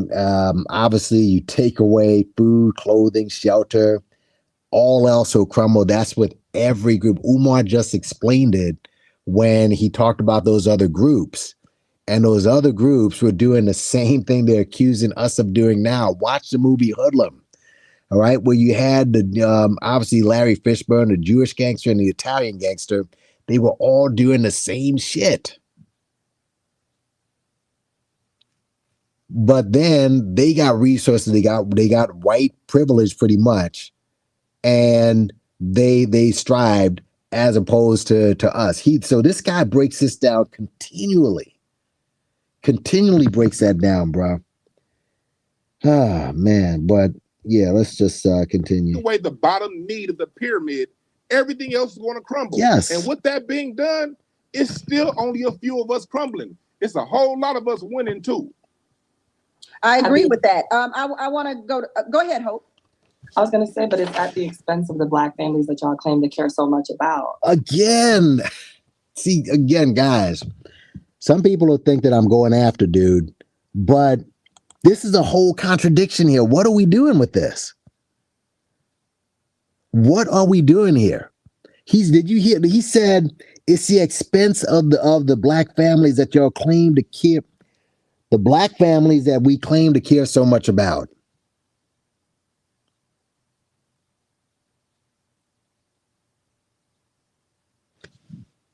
I think that what we fail to realize is that when the black men who do have that platform that are not doing those things get on, the last thing that they're thinking about is the black adjacency to their family. They want to assimilate to whatever whiteness, whatever white male privilege they get.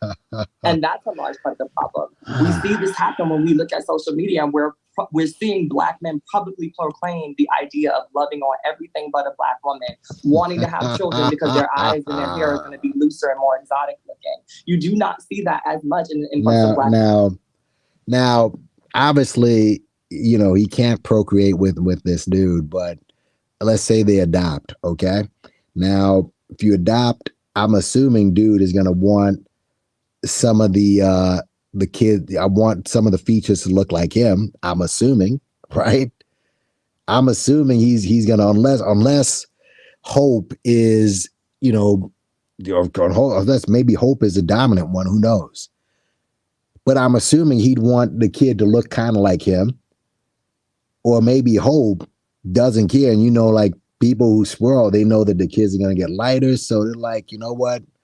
Let me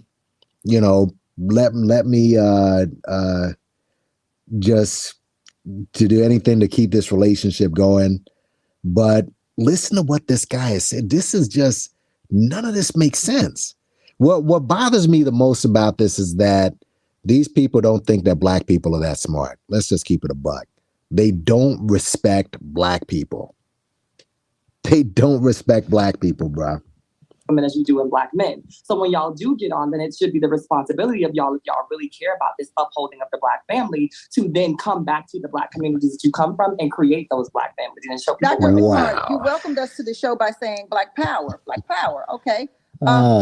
Is there some truth to the assimilation that black men want or perceive to want when it comes to this war being waged against you? Well, there's definitely some truth to it, but I think that truth is also evident in black women. Black men, many of them may choose to want a white woman, but many black women choose to look like white women.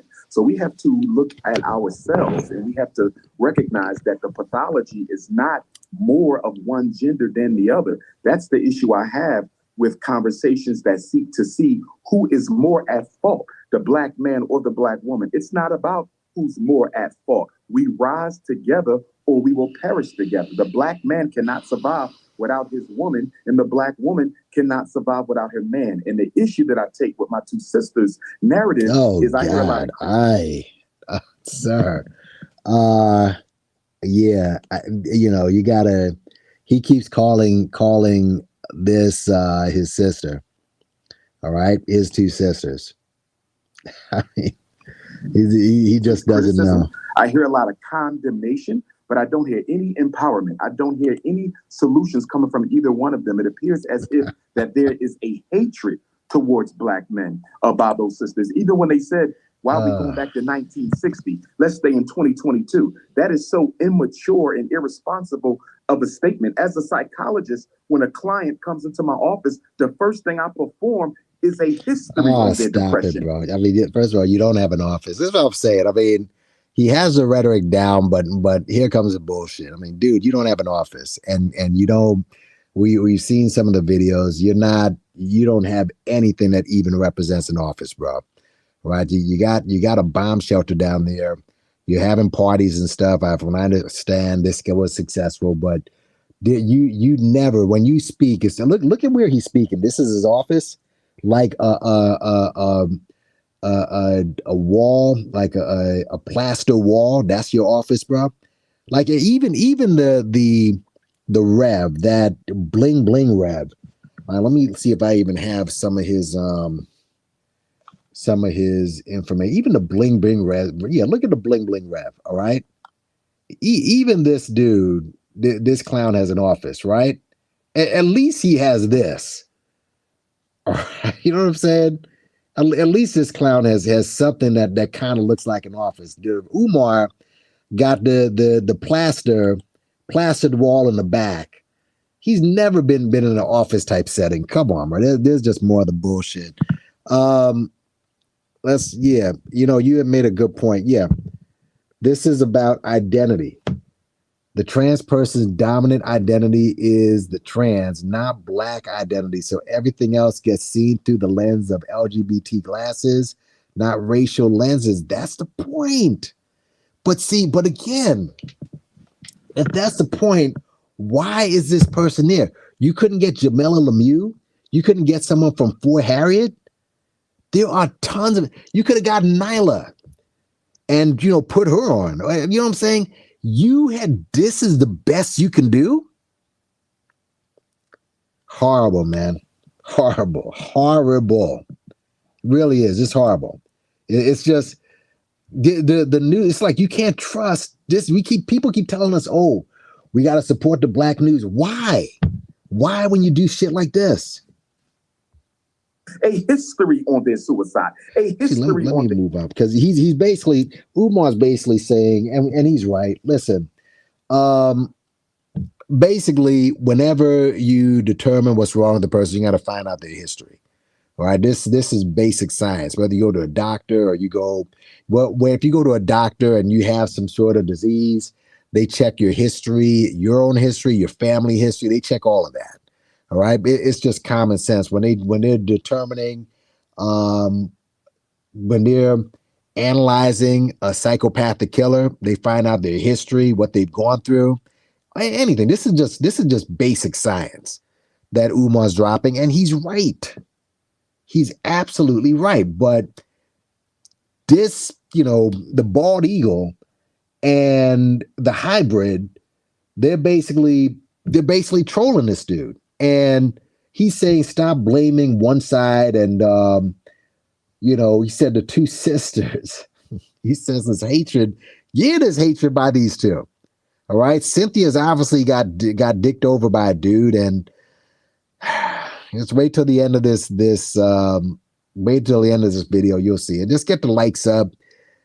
Share this, by the way. Hit subscribe. Get them likes up, man. Just smash the likes just once, bro. I'm scared to look at what the likes are right now, but just smash the likes, bro, for real.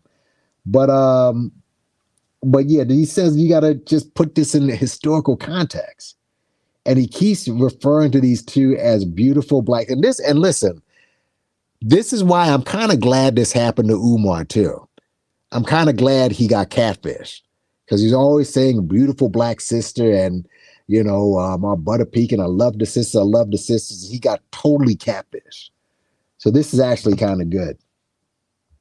Anxiety. When you go see the medical doctor, he performs a history. When you go by of these two beautiful Black women, is one that I think the white in a historical context. And with that being said, the language and the narrative that's coming out of the mouth of these two beautiful Black women He's not is even one that looking I at think him. the This white power fool. structure would endorse because it totally absolves them of any responsibility for the hell Black men catch in this country. Cynthia G, you did say, why are we going all the way back to 1960? There is some truth to history when it comes to evaluating anything or anyone. So what do you say to that? I hold that thought, because I only got about 30 seconds here, so I don't want you to get into it, because I know you're going to get into it good, sis, and then have to come right back out of it. You understand? So just make sure you understand the question at hand, which is about a person's history, in this particular case, Black men's history in America, and why it doesn't matter when it comes to the war being waged against them. We'll talk about that and more when we return on The Business of Being Black with Tammy Mack on Fox Soul. Oh, we'll be back. Welcome back to Business of Being Black with Tammy Mack. I am Tammy Mack, and the business of being Black today is Black men. Is there a war being waged against them? We left off with Dr. Umar talking about how history matters when it comes to the contextual matters of Black men having wars waged against them, a war waged against them. So, Cynthia G, what do you say to historical context? I say we should go to the historical context, because what I have not heard from Listen to this fool. Listen to this fool. Dr. Umar Johnson, or I think his name is Dwayne. So Duane is what I have not heard, as they're mentioning all of the things that was done to them. I haven't heard what you did in response to it. So I would like to know, what did you do in response in history, other than go to the Supreme Court and petition to have access to the men's women that you're complaining? Did they go, guys? Did they go to the Supreme Court to have access to the men? That was the reason we went there. Are you serious? This is the reason that they went to the Supreme Court, to petition to have to be with the men's women. I mean, is she serious? Now, I believe she said something earlier, and I might have missed it, which throughout, well, we'll get to that later, but this woman, listen to this. Accusing of disenfranchising you. See, because in the 1960s, what Black men were really doing, and it's been documented, many civil rights leaders have admitted. Who did this? Who did this? But you don't have to do that. All you gotta do is push out this rhetoric, and you're gonna get. And she did a review of this afterwards in her show. Thousands of people were in that chat. This is all this is about. What Black men were doing is chasing the white man's woman, trying to so-called stick it to him by way of going to their women. What you should have been doing is trying to get liberation for yourself. What you should have been trying to do is get that foot off your neck. But see, the foot is not on your neck. And the only time you recognize it being on your neck is when you want to get away with doing something that you think white men are getting away with doing. Because let's just be real. Whenever we hear about this war against Black men, it's usually being brought up when there's a Black man like R. Kelly, Bill Cosby. We see Trey Songz going through it, Ari Spears, when they engage in some degeneracy, and then they're getting the consequence for it. And Black men think that because they perceive white men to be getting away with crimes, they want to be able to get away with crimes as well. The reality, a broken clock is right twice a day. She does have a point with that. I mean, with all the bullshit that falls out of her mouth, all right? And I've spoken many times about these celebrities that we tend to run and cape for. And one of the reasons why you do it, and you can just tell by the answers they give, you do it because you literally want to do what white people do. That's really what it comes down to. This isn't about getting justice. This isn't about, trying to get some sort of, trying to save it. But you see that Cosby, was doping and groping chicks, but you know that the white people he was hanging around in Hollywood, they were doing the same shit. Why don't they go to jail like he went to jail? Even though Weinstein is still sitting in a cell as we speak. All right. Cosby was able to pay the DA for doing you tell me what Black man is able to do that. So yeah, there is some truth. You can see it with the P-Hive obviously right now, or Michael Jackson. Trace, I mean, who is caping for Trey Songz? But of course, if his case starts to build up, you're going to see that as well. All right. Not every Black person is down with that. I mean, there's a bunch of Black men who are like, Listen, Kick Rocks, Kells and Cosby and all these dudes. So she has a small point, but it's not every black man. Now, Umar himself, he gets behind these people, ironically. Umar gets behind the Cosbys and the Kells and all. He does that. But not every black person does that. So that's bullshit. He is Dr. Umar can sit up here and list all the different ways that the system is disenfranchising black men and lump black men in a victim boat. But the reality is what he cannot tell you is what black men did in response to it, because they did nothing. They laid down and they nested under the skirt of their non-black preferences, and only to complain that whenever they commit a crime, they're not getting off like they did. So let's find out. My question is this. You claim that they're going out, and yeah, these guys are, I mean, obviously most of Kelly's victims were black. But yeah, a lot of these guys, look, Cosby, Michael Jackson, most of these guys, they're going after white women. I get it, all right? But how does being a divester, how does being a divester solve that problem? How does that work? In fact, let's just real quick, because I did this video a long time ago. Let me just get back to that video. I did this a long time ago, this video. Y'all remember when Cynthia G did that video with that Brad or whoever that white boy was? All right? She did a video with Brad. All right? And that video went viral. And yeah, this right here. Let me just go to this real quick. And this went viral, I think, to the point where she actually took this off her site. But yeah, I did this a while back. It's this Brian dude or whoever the hell it was. And she kept pushing it. And Nyla and Taz were also pushing this bullshit. And it really got on the black. This right here, it just shows she's at no bounds. But listen to what she said all the way at the end. This is at the end of it. Listen to this. Hold on. Let's see if you can hear it. Shit. Holy shit. Come on, guys. Wow. Congrats to you. Right. Do you guys think if this is... Listen to that. Emasculating and feminizing black men. Exactly. I want him to too. I want him to realize that he's emasculating black men. But I do have one more question, because I do have I'm running out of time. It's a good discussion, and that's why I'm going to ask you. Now this question right here, folks. Again, this guy doesn't give a fuck about black people, doesn't know about us or anything like that. But listen to the question. I believe this is it.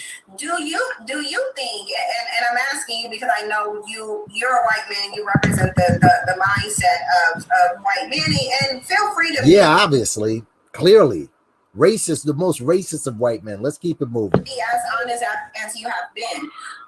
Do you guys see it as possible for a black man to be a high value man? No. Wow. So guys, what was the point of saying what he said? He said, do you believe that a black man can be a high value man? He just right off just with a basically, you can see the video for yourself. This is the mindset. This is the sick mindset that this woman has. This woman is sick. This woman is sick. All right. So just to get the mindset of what this woman is about, this was done months ago. And this went viral, and she put that out there and threw black men on the bus. How does this help black male relationships? Let's continue with this. Dr. Umar, what have black men done? Well, number one, again, I think that it is such a shame coming from a psychological perspective that we seek to heal our wounds as a people by relying on unprofessional testimony by individuals who have a vendetta against the opposite gender. He's right. In their community. When you hear Sister Cynthia speak, you can hear a hurt and a pain and a hatred towards black men. We cannot find an effective solution to black male-female relationship issues or the oppression of black men or black women when the people at the table having the conversation have negative emotional and pathological interests in the conversation that are not. Umar, the question wasn't about my emotional state. The question was, what did black men do in response to their disenfranchisement? Yeah, because you're trying to pathologize my emotional state, not that I'm a psychologist too. But what you're not doing is telling us what black men did. I believe he'll get there, Dr. Umar. Dr. Umar. And I'll end it quickly, Sister Tammy.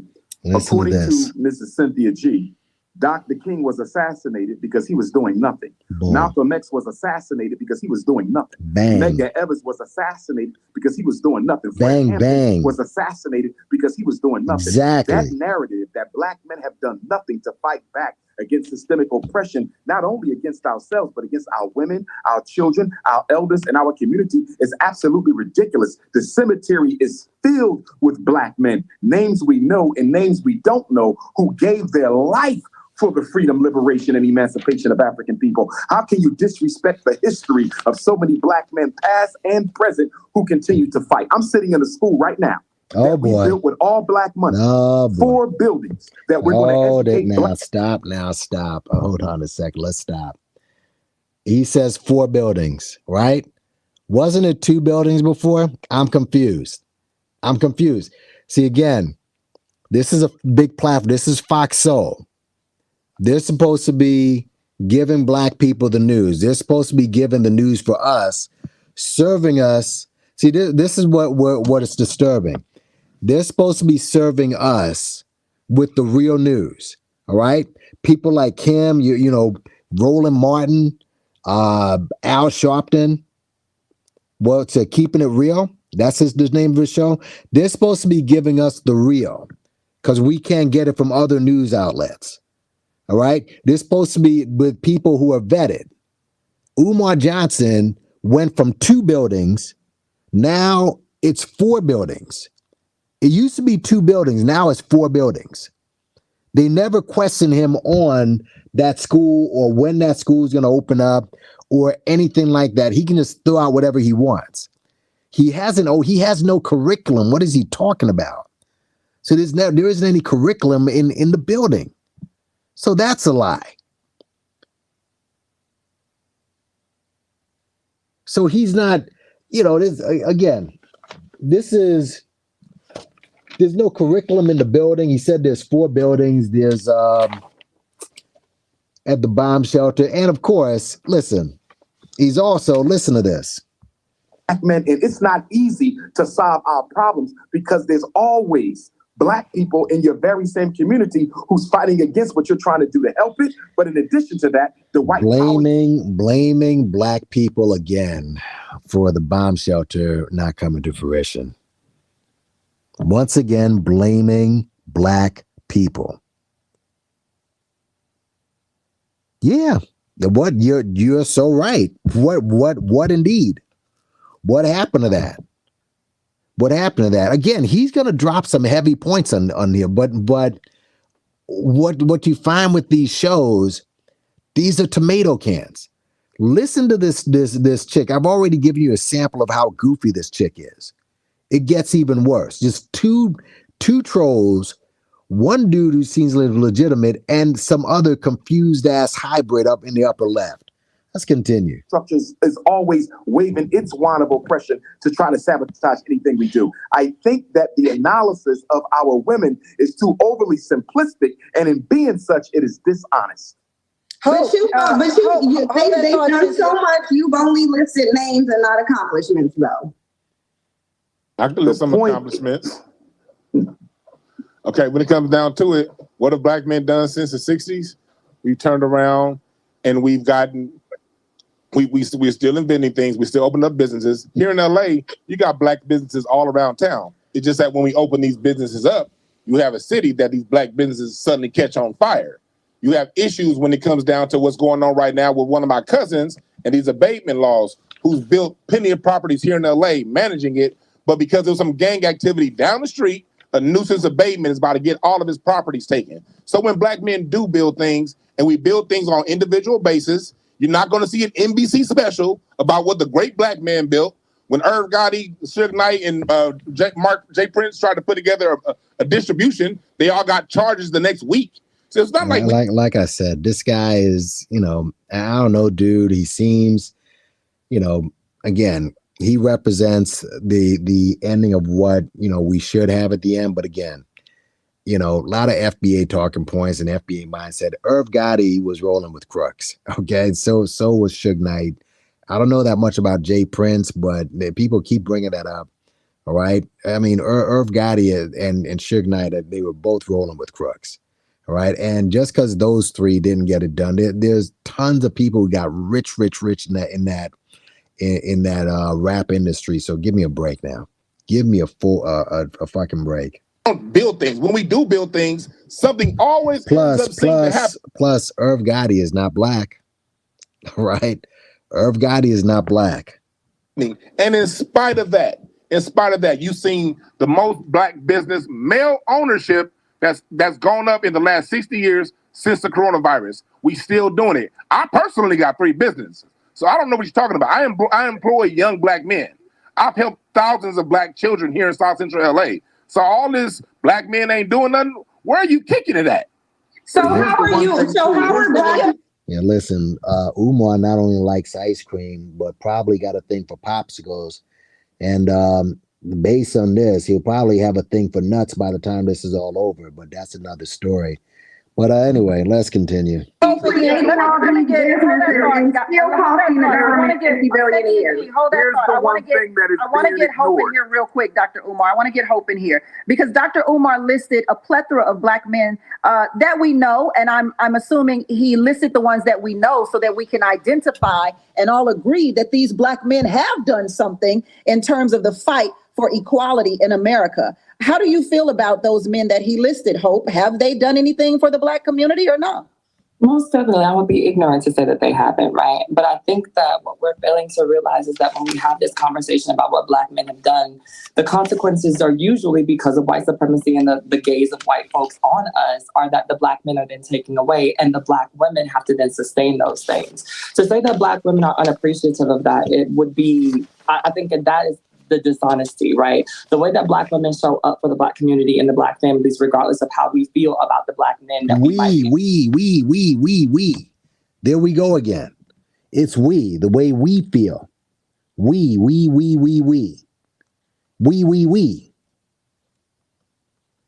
Like Franz, we. Interacting with or the black men that are doing bad things while still staying here to cultivate the black men who are is, I mean, to overlook that to me is just dishonest. The idea that a lot of you all were raised by grandma and auntie and all these amazing black women that are in the community. Oh my God, dude, the guy down on the lower right, the other dude, the other actual dude, okay? Dwan, he told you he has 400 years of marriage. That's man and woman. Wow.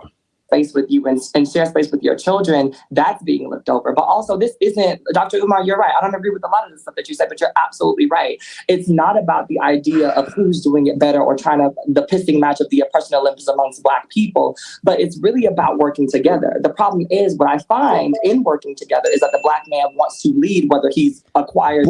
Stop. Listen to what this guy says again. Listen to what this guy says again. Listen. People, but it's really about working together. The problem is, what I find in working together is that the black man wants to lead. Isn't that what they want keep saying that the black man doesn't do? So when the black man, so he's again making the admitting that black men, he admitted before that black men have actually fought and tried.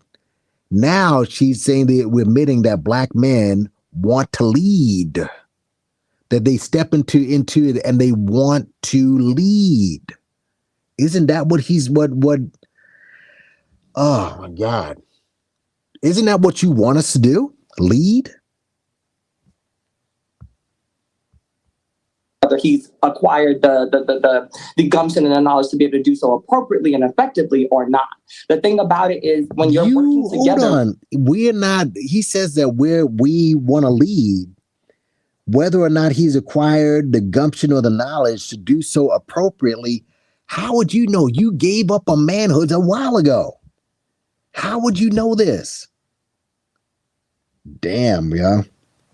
We are a team. You get to lead this person because you're better at it. I get to lead that person because I'm better at it. Guys, I'm sorry. And transcript, you're saying that you disagree with what take do I have? This whole thing is a farce. This whole thing is a farce. He doesn't remember this cat right here, even in his community, he doesn't want to roll with someone who looks like him, even in his community. So I mean, this whole thing, it was a total and complete farce. But he keeps saying we. I'm supposed to do it. You're not even looking for someone who looks like you in your community. You're kidding me with this. We come to a common ground for both of us to succeed. But a lot of the times when we're talking about these succession plans and we're making all of these advocacy movements in order to progress the Black family, the Black man says, listen to me or fail, right? Oh, shit. Again, guys, so what do you want then? All right. She's saying, see, and before, well, she's, the bird is going to say it later. I mean, so what's the Black man going to do? And if we were side by side with you, you'd say, oh, well, why don't you step up like a man? Black women have nothing to contribute to that. And I think that that's where the problem is. That's where the discourse needs to happen, is how do we work together so that Black men understand that we are meant to work side by side and not with me following you with my head down and saying, yes, that's our master. Because that is me being subservient to you in a way that I might not want to do, especially considering if you do not have the credentials, the know-how, the wherewithal, or the lived experiences to lead me in a way that I might be better suited to do in this point of our journey. And Dr. Omar. Hold on. Transcript, you agree with this? Do you agree with what this guy's saying? All right. Let me just go into the chat. It's fine. I mean, I know but again, this is the ultimate troll by Fox Soul. Fox Soul, they did a full troll job on Black people. Did you hear what this guy just said?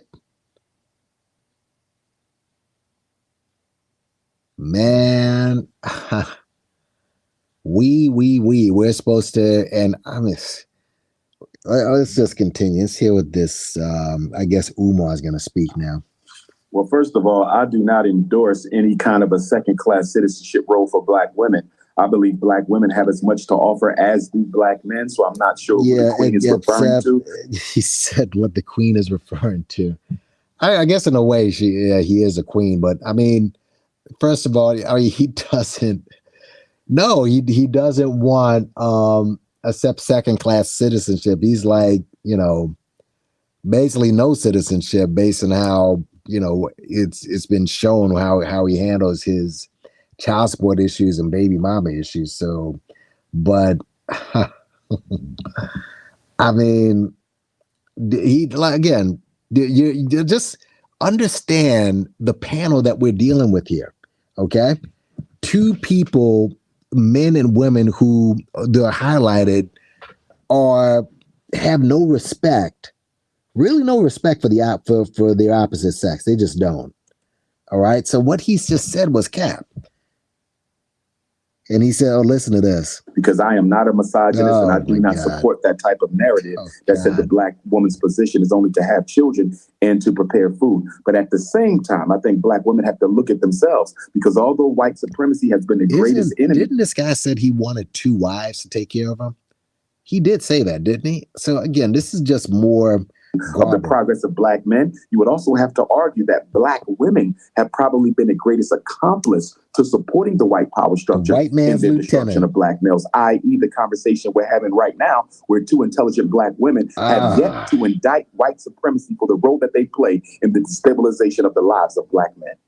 So when we come back, we'll find out if the two beautiful sisters who are on the panel will Let's go back, sir. Let's listen to this. Did you hear what she just said? This is this woman right here.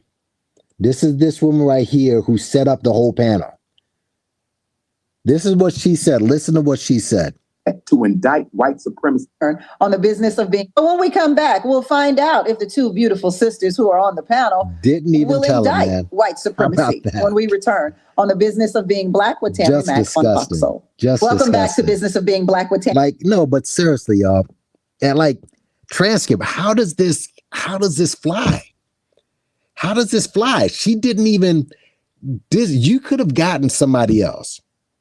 There's this young girl, what's her name at for Harriet? I just forgot her. I've heard her before. Smart girl. She's a Harvard graduate.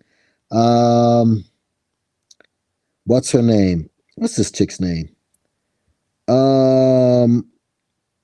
She's a young. I just don't have her name in front of me right now. Hold on, I'm gonna try to get her name. I'm looking at her right now. I just don't have her name.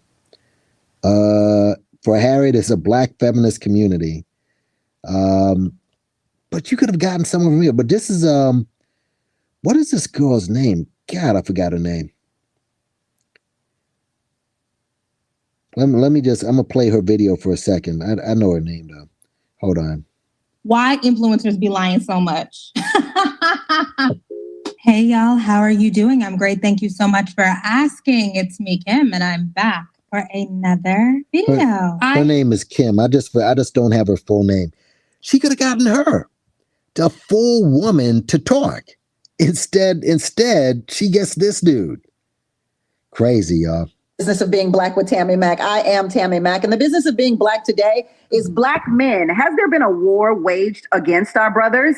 Well, please welcome author and activist Hope Chisel, Doctor of Clinical Psychology, Dr. Umar Johnson, radio personality and family advocate, Dewan Brown, influencer and YouTuber, Cynthia. Do if they didn't change any laws, those same people complain they forgot that their platform from which they speak was built by Malcolm X bricks. Exactly, man. Yes. Let's go down here. No one wants to take that bet. Yeah, I mean, again, truth there. But this is who they're giving as black news. Somewhere along the line, what, Tammy Mack doesn't make any decisions whatsoever? She allowed this to fly? I mean, what is she but just listen, a lot of people call Cynthia Mammy. What does that make this woman? This is sickening, bro. It really is. Face more obstacles than black men in other countries. We're going to talk about that. But first, I want to know, is white supremacy responsible for any of the black man's plight at all? Snow Bunny. Most definitely. Like, let's not play coy here. We understand the role that white supremacy has played. But I think that over time, as we learn the tricks of white supremacy, right, we learn to do better to defeat it. And I find that especially so your trick was to hide in a woman's body. Was that one of your techniques to attack white supremacy? Is this basically one of your techniques to attack white supremacy, pretty much? Seriously? Men, a lot of the time when we're talking about this war on black men, we fail to realize that black women yes, truth bearer. It's the guy up there. This is who's talking right now. Scrutinies. Maybe not in the same way and maybe not for the same reasons, but y'all are not going through this alone. And so when you talk about the ways in which black women that's have learned who's to talking. take, what we're given and turn it into glitter and throw it up and make black girl magic, we wonder why those things are not happening for black men in the same way. And it's largely because I think that complacency happens. Oh my God. Black men, not all, are complacent with the idea of being saved by everyone other than themselves. They're okay with the idea of being saved by black women. Stop. Didn't this bastard just say that black men are always trying to take the lead? These people are weird. He just said just a couple of minutes ago, well, black men are always trying to take the lead. Now she's saying that we're complacent. Do you understand? I'm trying to understand this weirdo logic here. Just a second ago, well, black men are always trying to take the lead. We're supposed. Then he says, "Oh, we're complacent." What? This is crazy, bro. Other races.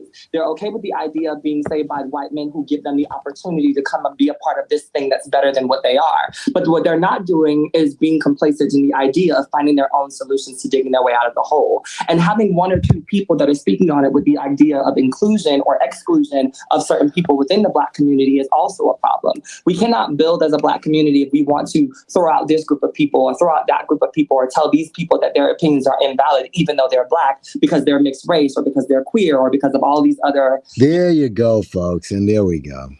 There it is. There you go. There you go. There you go. Right? We can't throw that's the all lives matter quote. Now let's just go through this again. Where is it at? Let's see, 334. Here we go. Let's listen to dude again.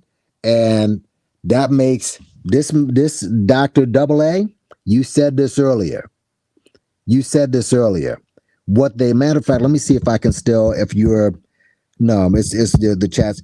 But you said this earlier, Dr. AA, what they classify as. They don't classify by race first. But let's continue. Let's start this over. This group of people or throw out that group of people or tell these people that their opinions are invalid, even though they're Black, because they're mixed race or because they're queer or because of all these other, incidences. And I think that those are the things that we have to focus on. The goalposts can't constantly be moved in this conversation whenever Black women start to make a point for the sake of Black men feeling like they need to be able to dismantle that in order to talk about how they've been hurt. We get that. We have to. G, white supremacy, does it exist in your world? And has it affected Black men? Listen to how this woman answers it. This is disgusting. Absolutely, it exists. And Black men have worked in tandem with white supremacy since they've become in contact with it. And this is why I say in the Black community, we have very disingenuous, very dishonest discussions, especially when it's regarding Black men, because we do have a Black male worshiping culture. So what we do within that culture, and Umar Johnson is showing it today, is absolve Black men from any accountability for what they've done. Number one, we wouldn't be in a system of white supremacy had it not been for Black men. So if you want to go all the way back to history, then let's go back to history when Black men were selling their own people into white supremacy. Let's go back into history when 16 years off the plantation, Black men weren't worried. She's talking about, Africans, Arabs, okay? That's what she's talking about. Now, supposedly, y'all are the ones who keep saying that we're different. Do you think Black men actually, or are we talking about a different group of Blacks in Africa? But Umar's gonna smack that too. But let this bird cluck for some more. About a war being waged on them, they were worried about getting access to white women. That's what you were worried about, and it's interesting. So Africans were also. You notice, and this is again, you know when a person's talking bullshit when, as they're talking, they make a quick transition. You notice how she just like, and he want to get white women, and also see when they make that quick transition, you know that they're full of bullshit. But let's worried about a war being waged on them. They were worried about getting access to white women. That's what you were worried about, and it's interesting. There's a reason why I feel like Umar focused mostly on me and Hope's attitudes, and it's because he can't accurately answer the question. He mentioned names, not accomplishments. And the reason being is because I think he mentioned those names specifically because the accomplishments of those people don't have to be explained. Oops. Duh. Malcolm X. MLK. Who else did he mention? He mentioned Malcolm X, MLK, Medgar Evers, Fred Hampton. Duh. You don't have to give a book report to explain who these people were. Gabriel Prosser, Nat Turner. Right, but those accomplishments are also accomplishments that I've heard Umar Johnson speak negatively about, specifically the civil rights movement and how damaging it was to Black people. But now he wants to sit here and say the very people who accomplished that were accomplishing something beneficial when, in his own opinion, that wasn't beneficial and did more harm to the community than good. So I think that because we're having such a dishonest discussion where Black men don't want to take accountability for what they've done. They want to be the victims of society, but then they want submission from the women. The bottom line is I'm not willing to deflect from the fact that, number one, Black men are the greatest non-white contributors to white supremacy. Let's just be real. White supremacy couldn't even exist without Black men's compliance. They're always uplifting whiteness, biracial children, and trying to assimilate. And that's why I went back to the notion of the only time Black men truly feel like there's a war against them is when they feel like they're being punished for something white men do. At the end of the day, y'all drop the all Black men. We've gone through this already. I mean, I've already spoken about this. So not all Black men that think about this, and we're the greatest contributors to white supremacy. Us, I mean, we're in the boardrooms actually. And I'm talking about consciously. All right, we're not, but she doesn't want to talk about that though. She's not going to say that. She's just going to chew out the rhetoric. And again, look at her platform. Tons of women eat this up. You're blaming white supremacy on your failures. We already know there's oppression, but Black women are double oppressed. We have more barriers to face. You have male privilege in a patriarchal system, and you can't even get it right. Well, Dr. Umar, I think we all know your stance on interracial marriages. Absolutely. But let me also so please acknowledge what the rest of what Cynthia G has said. Absolutely. I'm not sure where Sister Cynthia took history class, but if you know anything about the transatlantic slave trade, the transatlantic slave trade was a European enterprise. It was not an African Sub-Saharan. enterprise. I'm talking about the sub-Saharan slave trade. You should go look into it. Excuse me. You address me. May I finish? Go look into the sub-Saharan slave trade. To answer your question, Dr. AA, because she has an audience. All right. A lot of these people, they don't read, they just listen to these people. That's why she has an audience. As long as she is, her and Umar are forces of nature. So this is why they're always going to bring them on to spout their bullshit. That's the answer. Black men are trading their women and children for alcohol and tobacco. May I finish? Go ahead, Dr. Umar. The transatlantic slave trade was a European enterprise. It was not an African enterprise. Although there were some chiefs who participated in it, by no means did they control the direction and extension of the transatlantic slave trade. So that's number one. Number two, Black men resisted enslavement, not only on the shores of Africa, but right here in America. We celebrate Nat Turner, Denmark Vesey, Gabriel Prosser. There's literally hundreds of documented attempts by African men to liberate not only themselves, but their women and their children. So to act like we just sat there and we're complicit in our own oppression is absolutely ridiculous. The other point I want to clarify for your information, Cynthia G, you never, ever heard me condemn the civil rights movement. The good Reverend Dr. Martin Luther. Now, here's what you did, though. Here's what you did, to be fair. You used the word coon a lot, all right? And I think that's one of the reasons why people would say that you disparage civil rights leaders. Now, Tariq Moore does that more, but you do what you call people coon a lot. So somewhere, and he says a lot of shit. There may be something out there of him going out. I do remember early on, this is before I sniffed out the fuckery of Umar. He did give this speech on Booker T. Washington. All right. And basically caping for him. I'm not the biggest Booker T. Washington fan myself, but he did do a whole video caping for Booker T. Washington. So,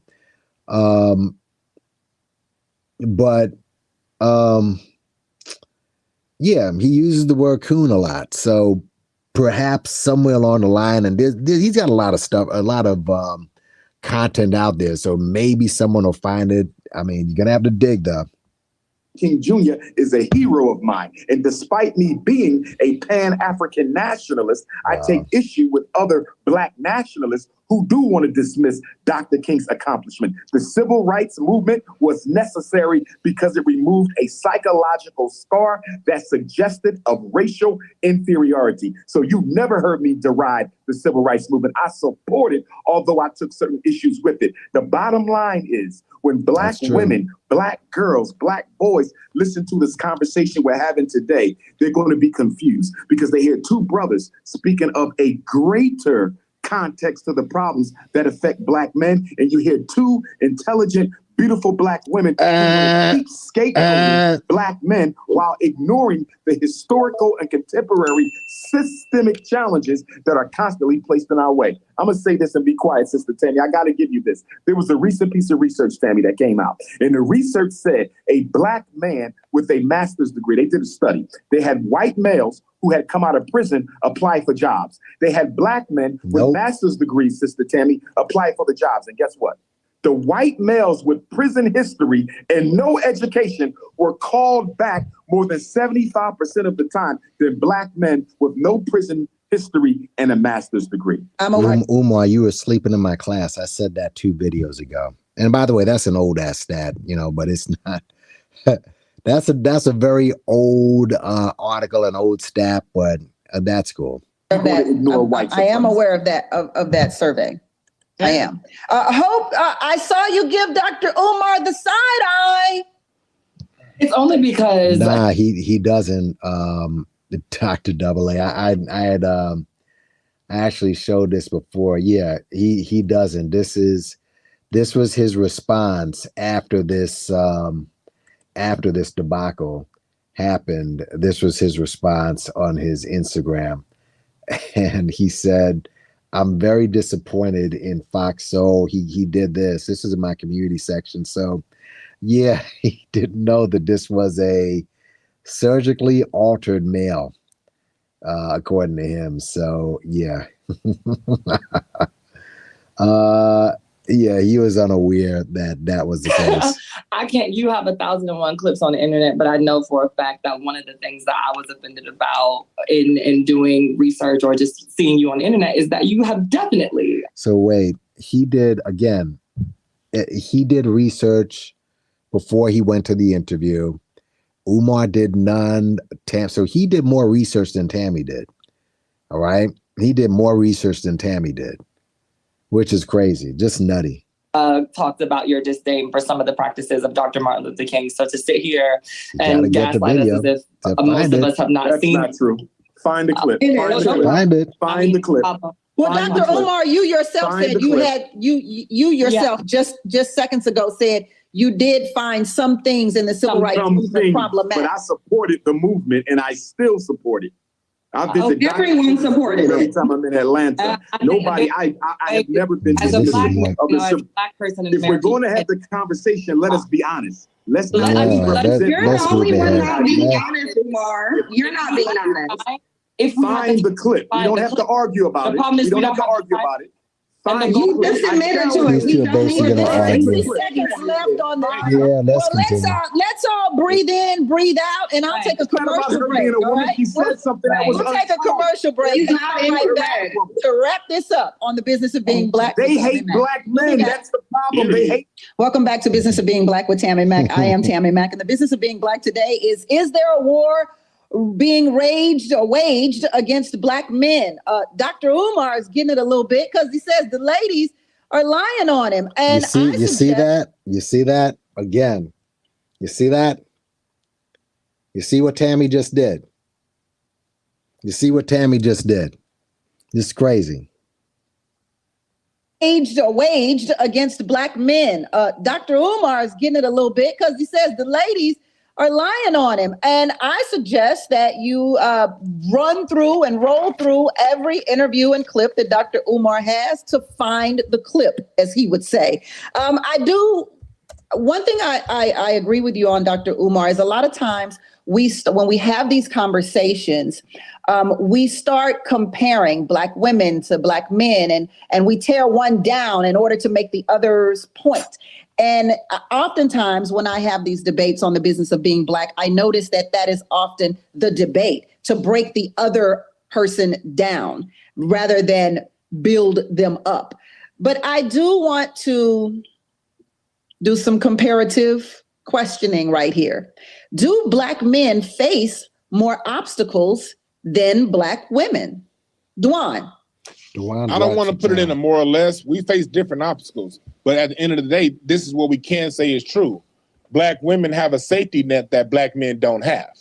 If a Black man loses his job, like earlier, what they're talking about earlier, Black men have no accountability. What if a Black man don't pay child support? He gets his license taken away, he gets his passport taken away, and he can't get a job.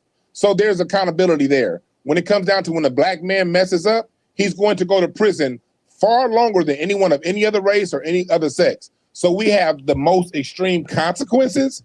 But when it comes to a safety net for when we mess up, when we're down in our life, there are no programs for Black men. You can't go through the government and say, hey, if Black men with children, here are these list of programs that only men can get. But it's a whole lot of stuff out there for women. So what's happening, what I'm seeing right here is a lot of lies being told, but lies of omission. Omitting these safety, the fact that women have these safety nets that Black men don't have, and also omitting the fact that in spite of all this, 3 out of 4 Black men still get married to Black women, and we still provide and we still do these things. So ding, ding, ding, ding, ding, ding, ding, ding. And this kills this chick's argument right here, doesn't it? Kills this chick's argument. But for some, I don't know what, she built a movement on YouTube, and the guy just gave you the stat. He just hit you off with the stat. He just hit you off with the stat. And yes, I agree, but this is what Umar does. All right. Umar will get into a setting. And again, folks, understand who he's up against. He's literally up against a bunch of tomato cans. All right. And you've never seen Umar in a forum with a bunch of real scholars. You just haven't. You heard him with these street scholars, and you heard him with those. You haven't seen him in a forum with real scholars. And with something like this, and the girl's name is Kimberly Foster, by the way, the girl from Fort Harriet, Kimberly Nicole Foster. She got a YouTube page. And again, she's a Black woman. She's a feminist. All right. She could have put her on this panel as opposed to this dude. And it just makes everything about this thing illegit. But yeah, Umar, he knows the rhetoric. He'll put down the rhetoric. So he's good at that. But he's not going to do that, man. He's not going to do that. And he's just going to continue with the scam. All right. But he's going to be like a major change would have to happen. Yeah. But this was a mess. And here's this dude, like I said. But Dewan, what Cynthia would say is, how come you haven't created your own programs? Well, Jay, wait for it. Personally created my own program. I've written 2 books. You know what I mean? But that's not a program. No, I know. I also have a whole program on how to communicate to your children and how to communicate to families, because my thing is about solutions. But you're talking about safety nets. So the question becomes, how come Black men haven't created safety nets? Black men, the Nation of Islam created what they can create as far as safety nets goes. Black independent organizations create safety nets for each other all the time.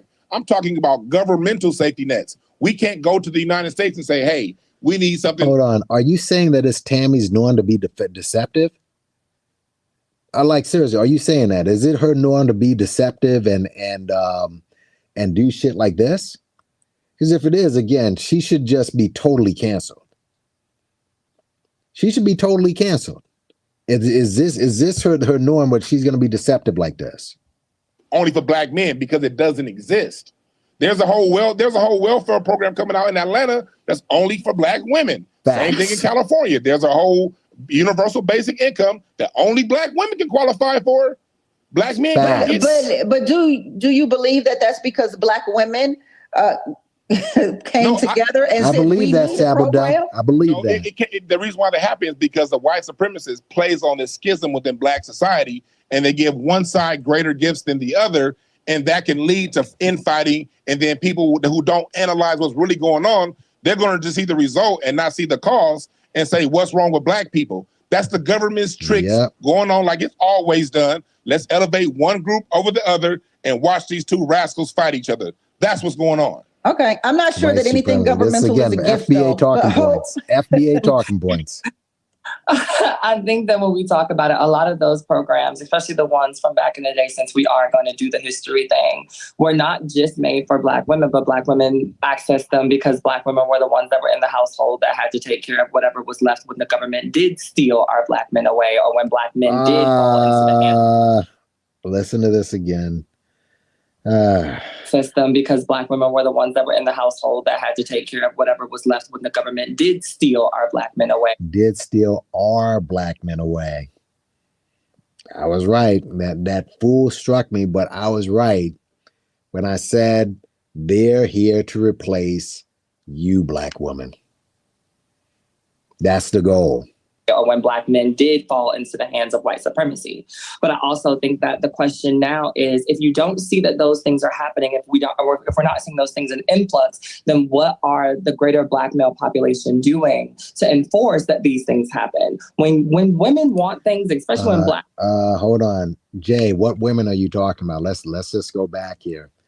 Again, this whole thing was a shit show for a reason. What women are we talking about? Because there's only two women there. There's only two women there. Well, the person that's talking right now is a dude. Women want things, we get up, we say something, we talk about it, and we're going to talk about it until we're blue in the face and until we get those things done. A lot of the times what I find is that, especially when black women want things, we get up, we say something, we talk about it, and we're going to talk about it until we're blue in the face and until we get those things done. A lot of the times what I find is that black men think that they can ride off of those things, and then when things come to pass and they're not put into the game plan, then you're upset. Then it's like, well, we thought we were going to, why? You did none of the work. You sat behind me and you watched me rally and you watched me do all of these things, and then you thought you were going to benefit from it. And I'm sorry that I left you off, but honestly, when I was doing this work, it was hard to consider you, considering that I have to take care of you regardless in a lot of those spaces. But I also think that hit dogs will holler. If these things do not apply to you, then let's talk about how you. What does this dude does not care about black men? Come on already. Holy cow, I can't believe this.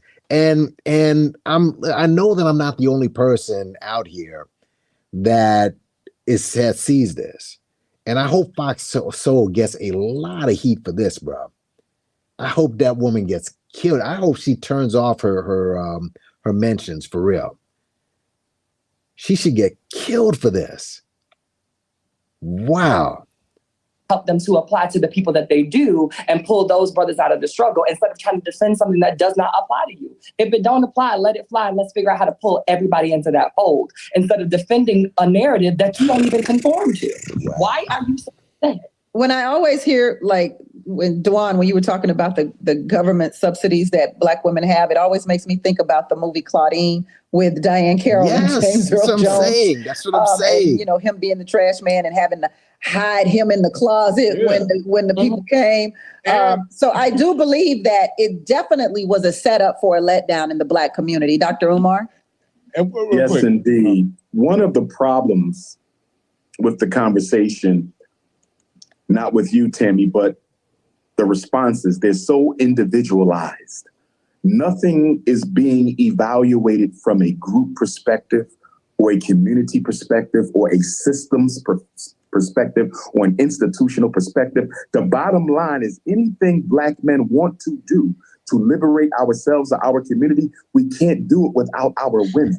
And anything our women want to do to liberate themselves or the community, they can't do it without the men. It is not a competition. It should be a collaboration. But once again, some of us in the conversation are so filled with hatred for the opposite gender that we can never get around to talking about solutions. And here comes a direct shot. Sister Tammy, there is one clip you might want to ask Sister Cynthia about, because it was sent to me by about 30 people several months ago, maybe even weeks, where she suggested that black women, should abort their black male fetuses because after birth, they would not contribute to anything worthwhile in the black community. Could you ask her to clarify her comments?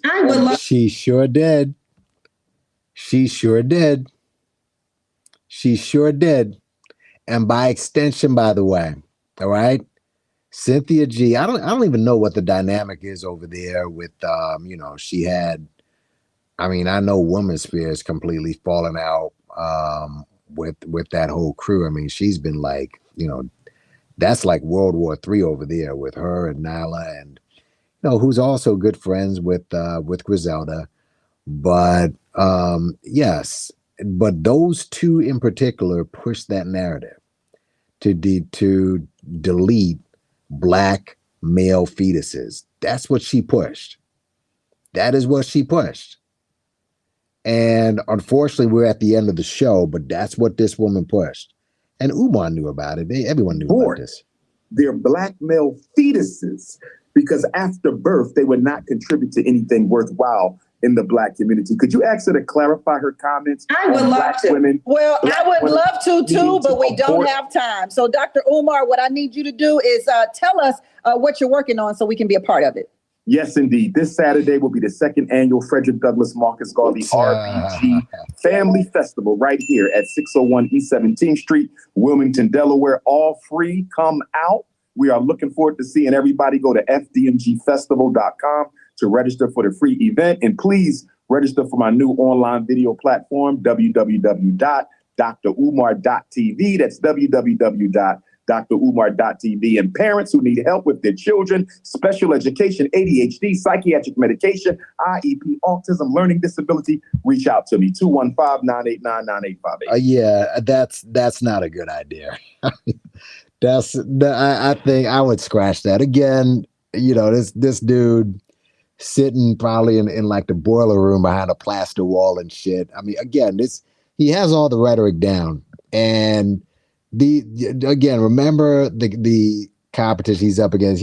He knows how to talk. He's an eloquent speaker, and he's basically knocking down a bunch of tomato cans. But yeah, again, they allowed dude to come on and push the rhetoric, and nobody's vetted. They just want views. That's all it is. It's people want views. That's basically it, bro. But let's continue. Let's have DeJuan, please tell us about your book. Tell it like it is. Tell it like it is, The Art of Loving Communication. We can talk all day about bringing the black family together, but we're not going to have the black family together until the black family know how to talk to each other.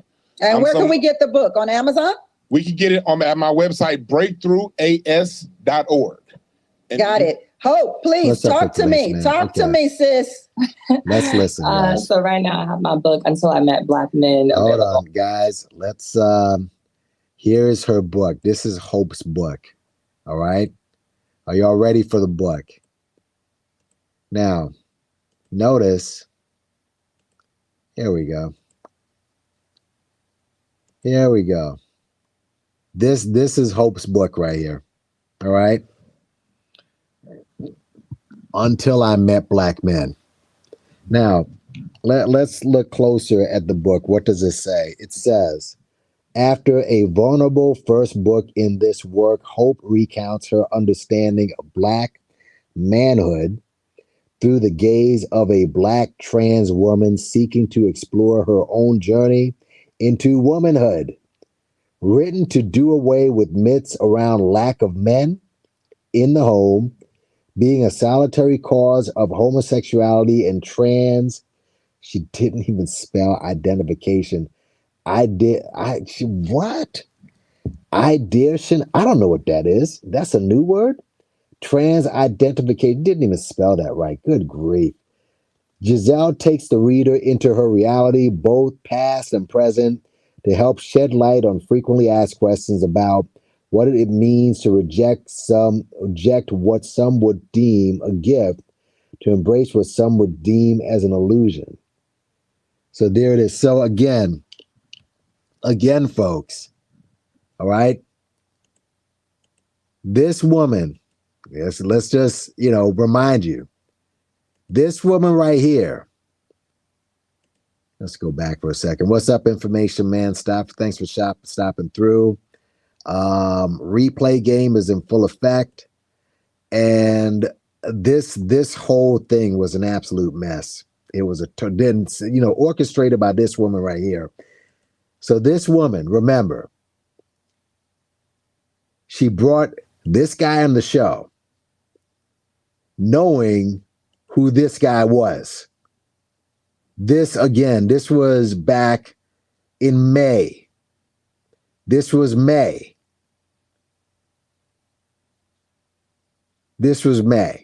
And she brought this guy on, boom. Knowing already, she knows about this guy. And she knows that he is anti this. But she didn't vet any. She just wanted traction on that platform. And this is the business. This is supposed to be about what again? The is there a war against black men? And you had basically the setup was yes. You brought two women on there there were two women, and you brought a dude on there, all to attack Umar. And by the way, let me just say this about Umar, all right?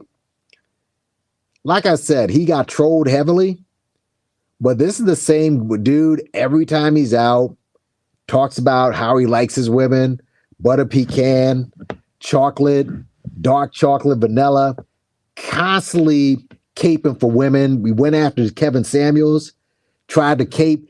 What did all this caping do when you went up and tried to protect women, basically? What did all that caping do? So now we got to ask Umar,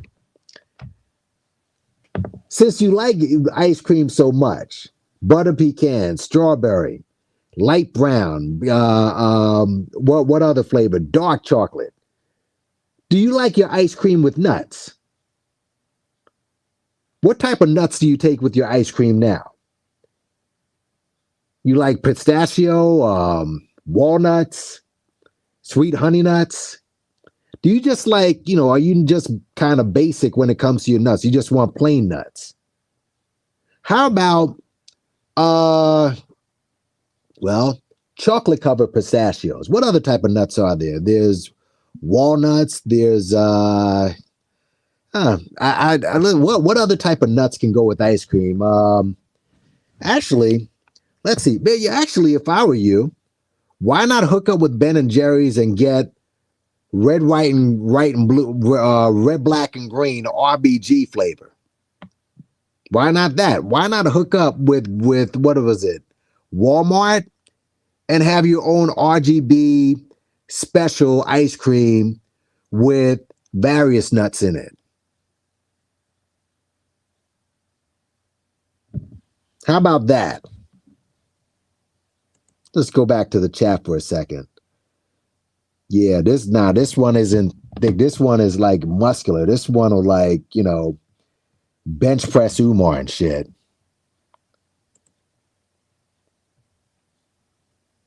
I think he would smack. Nah, no, it's a snow bunny. Umar is strictly the box. I mean, he basically lay down with anything, anybody and anything.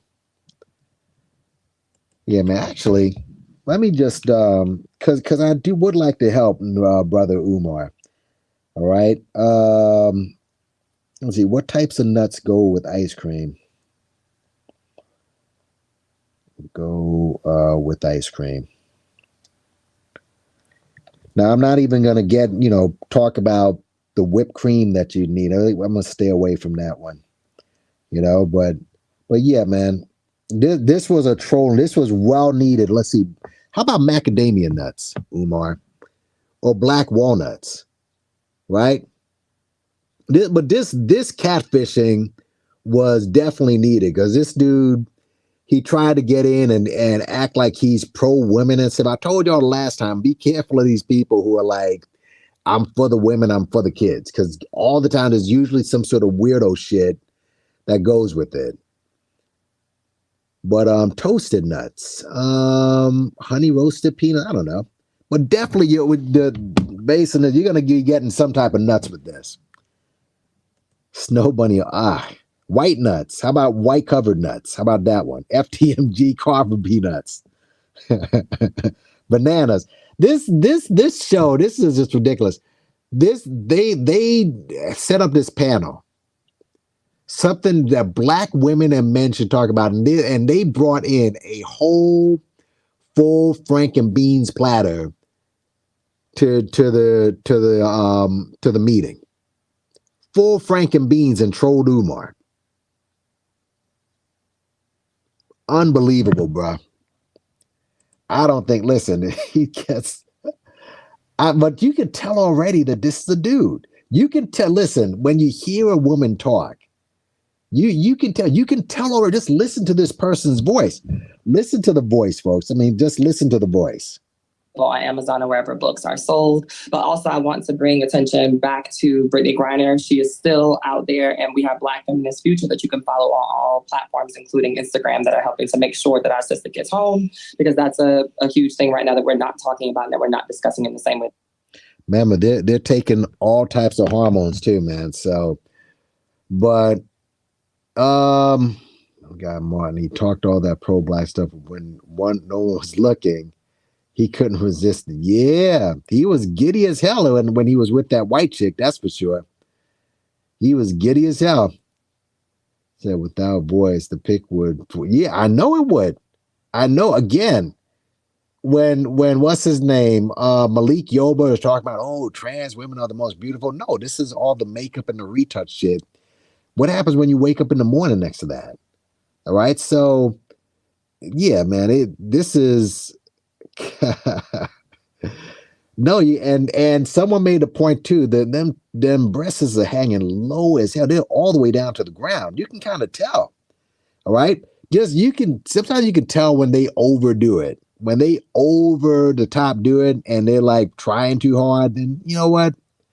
There's a case that I knew from the very beginning. All you got to do is look at the facial structure. Yeah. Yeah, man. What is that when you transition, when you try to transition, why is it that your face is like, I don't know, it's like you're like the Joker. What is that?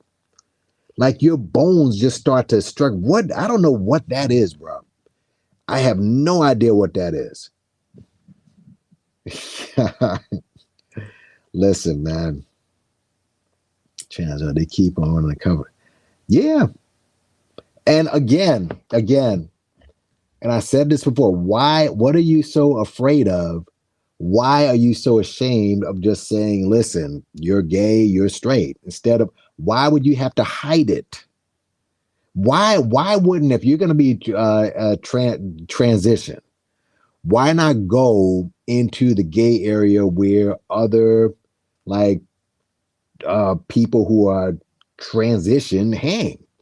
If you're a guy who's transitioned to a woman or a woman who's transitioned to a man, you still like, why? I don't get it. I don't understand. And maybe it's not meant for me to understand. But yeah, Umar's breasts hang low. Oh, shit. Yeah, man. Yeah, live CGI. Unreal. Yeah, this is funny as hell, bro. This is funny, but it's fucked up too. Again, what this does, this gives Umar some rope. All right, because they should not have done this. They should have been honest and open, because had he known that this here was a hybrid, that conversation would have been totally different. All right, and you would think Tammy, who's had Umar on before, and she's had Cynthia G on before, and you bring this person on here and you don't even let them know that this is a full man that you're talking to. So to me, it's just messed up. And again, people, all his followers are going to see this and like, listen, why'd you do that to Dr. Umar? So yeah, man, used to do. Yeah, but hold on. At least you know right off the bat whether this is a man or a woman. This, she didn't even tell anybody. She didn't say anything. It was fucked up, man. It really was. Features because of them. They messing it up for other. Yeah. Actually, yeah. Actually, that's true. But again, the voice says a lot. And their movements. A lot of times, and I know I'm like, it's like, listen, if sometimes you can be way over the top. Okay. At the end of the day, you're a man, at the end of the day, you're a woman. And you know, a lot of times they're just over the top. And again, if this is the route you want to go, that's your business. But when you're trying to be deceptive, which is what this was, then how you tell me how this helps your movement? How? And then you're not supposed to ask. There are people out there that are like, don't even ask that question. Like, why would you do that? Especially with science that's making it even harder now for some people to tell. Some people, you know, it is harder to tell. But if you fool somebody like this and they find out, I mean, it may cause violence, man. It just is what it is. So yeah, man, it might as well be.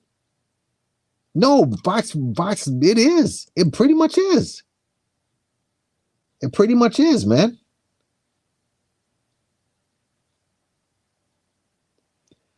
Yeah, I'm gonna check that out. I did see some of it. I'm gonna check the whole thing out. I just think, man, there's Fox. So we have no black press. There is no black press you can rely on, bro. There's none. You cannot rely on any black press, bro. This right here was an abomination what they did. It really was. And I don't see how you could watch this Tammy Mack chick with any type of I don't see how she can have any credibility after this. I do not see how she can have any credibility after this, bro. So yeah, look, Umar, again, you know, he's going to make some great points because of who he's dealing with. As far as the bird, I guess she did a review on this as well. And she's just, you know, she did a review on this and all of her followers were taking her side. And if you look around, some people took her side, some people took Umar's side. The other brother, again, he made some good points. He's going to get some exposure. How I don't understand how this woman, this Tammy Mack chick, can get away with this, bro. I don't. But listen, you know, and transcript, I don't know how you can co-sign this. There's like nothing. This is not something that is credible. There's nothing credible about this. All right. If you wanted to bring Umar on, and despite all his, you know, negatives and everything, and just speak on this subject, then you can do that. I mean, obviously he's going to promote that, the bomb shelter and everything, but whatever. He's always going to do that. Y'all ain't going to ask him any questions because you're afraid he's going to blow up on you. I get it. But to at least have something that is legitimate. All right.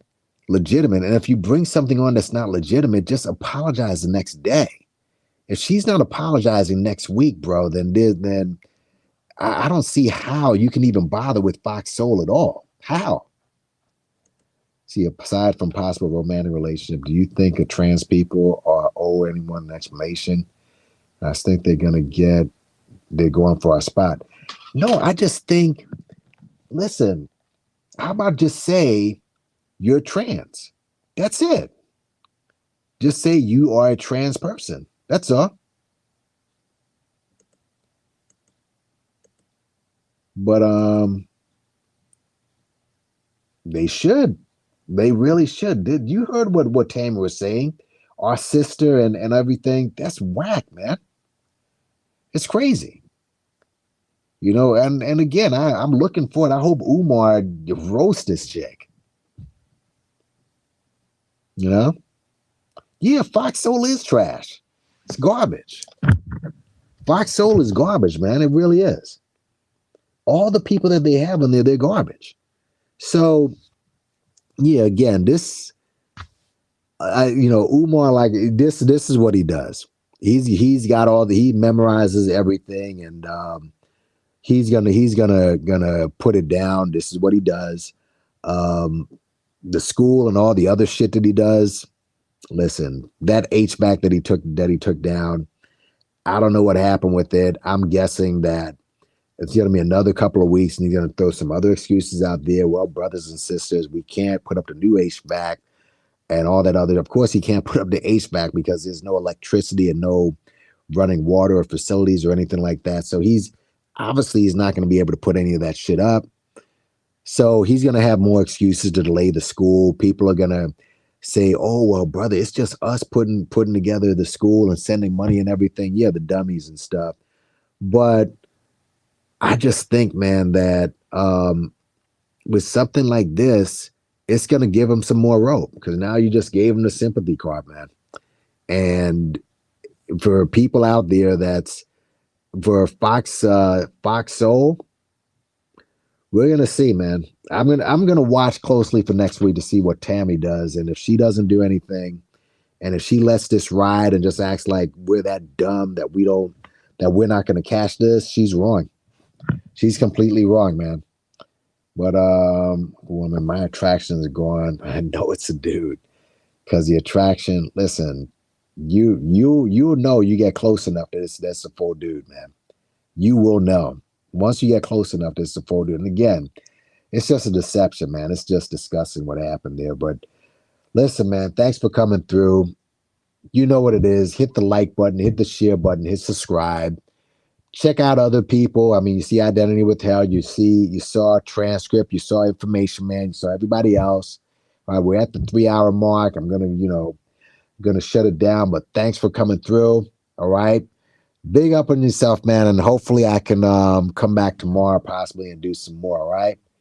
Peace out. I'm out of here.